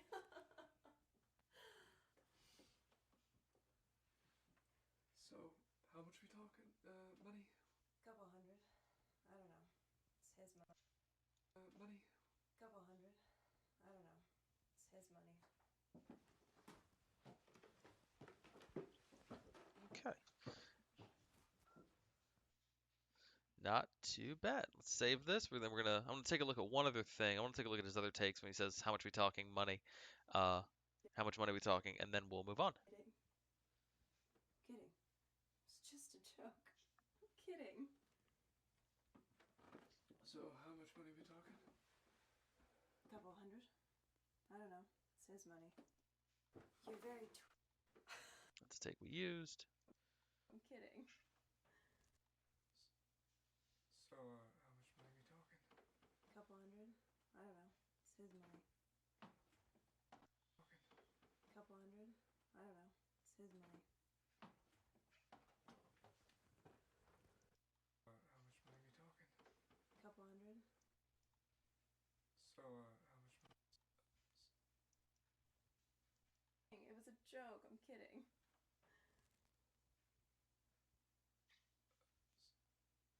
So, How much money we talking?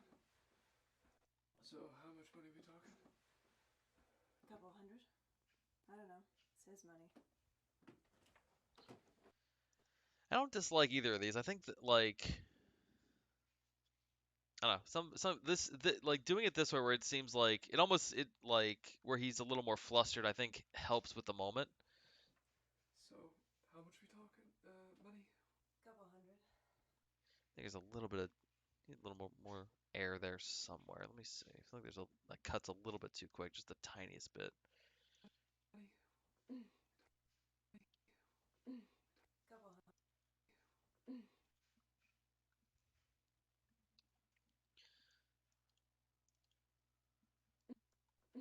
Couple hundred. I think hearing her laugh a little bit is, like I said, contrary to the choice she's made on that she doesn't care about the money. Couple hundred.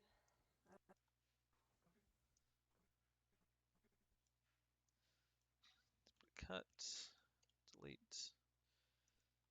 Money? Couple hundred.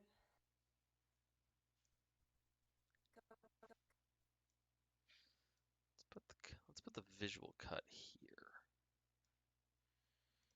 Pull this back. Do it that way, and then we can pull. Nope, nope, wrong thing. Go in the other direction. We'll pull it forward. Couple hundred.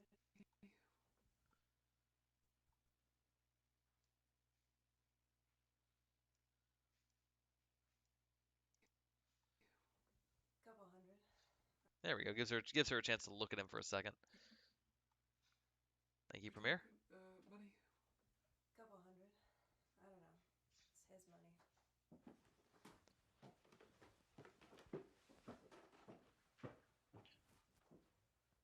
And we're out. Okay, let's take a look at that scene, top to bottom. And while we're sitting here, let's also go ahead and plug it into plug it in with this, with the scene that precedes it.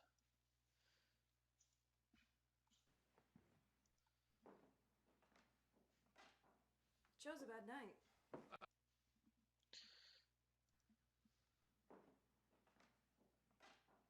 Chose a bad. Chose. I think we're gonna cut this a little quicker so she doesn't exactly leave the frame. Clear that one. What labels on this? Is this forest? That's actual green. Okay, cool. Yeah, let's go ahead and switch that on her. Let's switch her shots to that actual dark green. I like that better. Okay. Hit the wrong button. There we go. Okay, let's clear this little gap. Chose a bad night. I was in the area. That seems reckless. Chose a bad night. I was in the area. That seems reckless. It's better on the fly. Is it? Get in, get out, get lucky. Nobody gets hurt. Is that why you brought the knife? I'm very lucky. You're very twitchy. I am not. What if my husband came around the corner? You could gut him easy. Arthur, I'm kidding. I'm kidding. Kidding. It's just a joke. I'm totally kidding.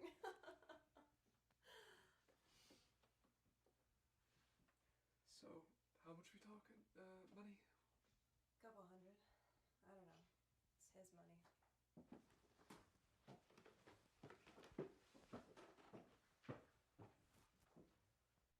Okay. That's not too bad. I'm pretty happy with that. So, 2 hours in, we're gonna call it a night on this scene, but that's it's another little chunk of the movie done, and we are now so what's probably gonna happen with the rest of this week. I'm not deleting this stuff yet. So I'm gonna pull it out of here, pull it further away. What's probably gonna happen the rest of the week is we are going to let's get some kind of picture up there.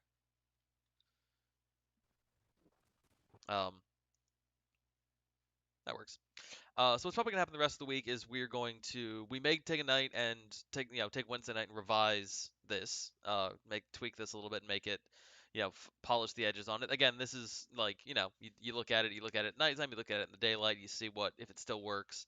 Um, and this is of course an assembly cut, so everything's going to get reevaluated and tweaked a second and third and fourth time, just because it's, you start ironing out the rough parts and start, really locking in what the movie is going to be, you start noticing, okay, maybe that choice is better served in a different way. So there's going to be stuff we revisit, but so yeah, potentially take another look at this on Wednesday, see where it sets and where, if anything, if I want to tweak anything. Obviously, by then maybe have Elena's input, so we can adjust from there. And then, then we're into the study scene. Then we're into the big one, the main sequence. This is what is it? It's a 10-page script and pages, um, what, five? Yeah, it's an 11-page script. 11-page script, but pages 5 through 10 are all this study scene. So we are going to spend plenty of time working on that, and that's exciting. That's our big next thing. There's a lot of fun beats with it, and there's a lot of fun little details we get to go through.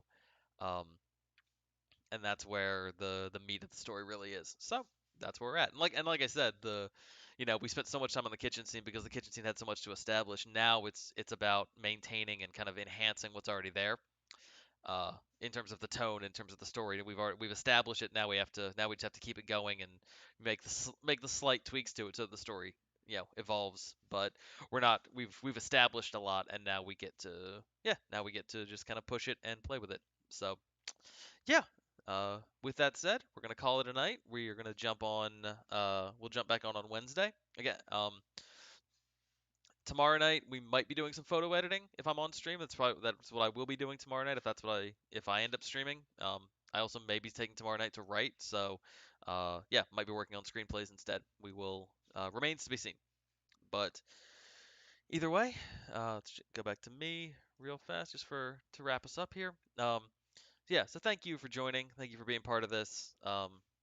Yeah, is yeah, just this is more therapeutic to me than I usually like to admit, but this kind of thing does help. This helped me, if I'm having a bad day or if I have things weighing on my mind, doing this work and getting to share it with you is something that's very important to me, and it does really, fill a special place in my heart. So, thank you for joining. Whenever you watch this, if you're watching live, if you're watching, tomorrow, if you're watching, you know, like, 2 months from now, 4 months from now, in like 2 years from now when like the whole society's collapsed and you're a scientist, trying to figure out what went wrong. Thank you for taking the time to watch this. I appreciate this. I hope your research goes well and you try to figure out and it's we figure out what mistakes we made so it doesn't come back to haunt us. It's the end of the stream. I'm getting weird, and I'm gonna gonna call it a night on here and work on some other projects. So stay safe, be well, and yeah, keep making stuff because you never know who's gonna be watching and who it's gonna have an impact on. Like, never know. Good night.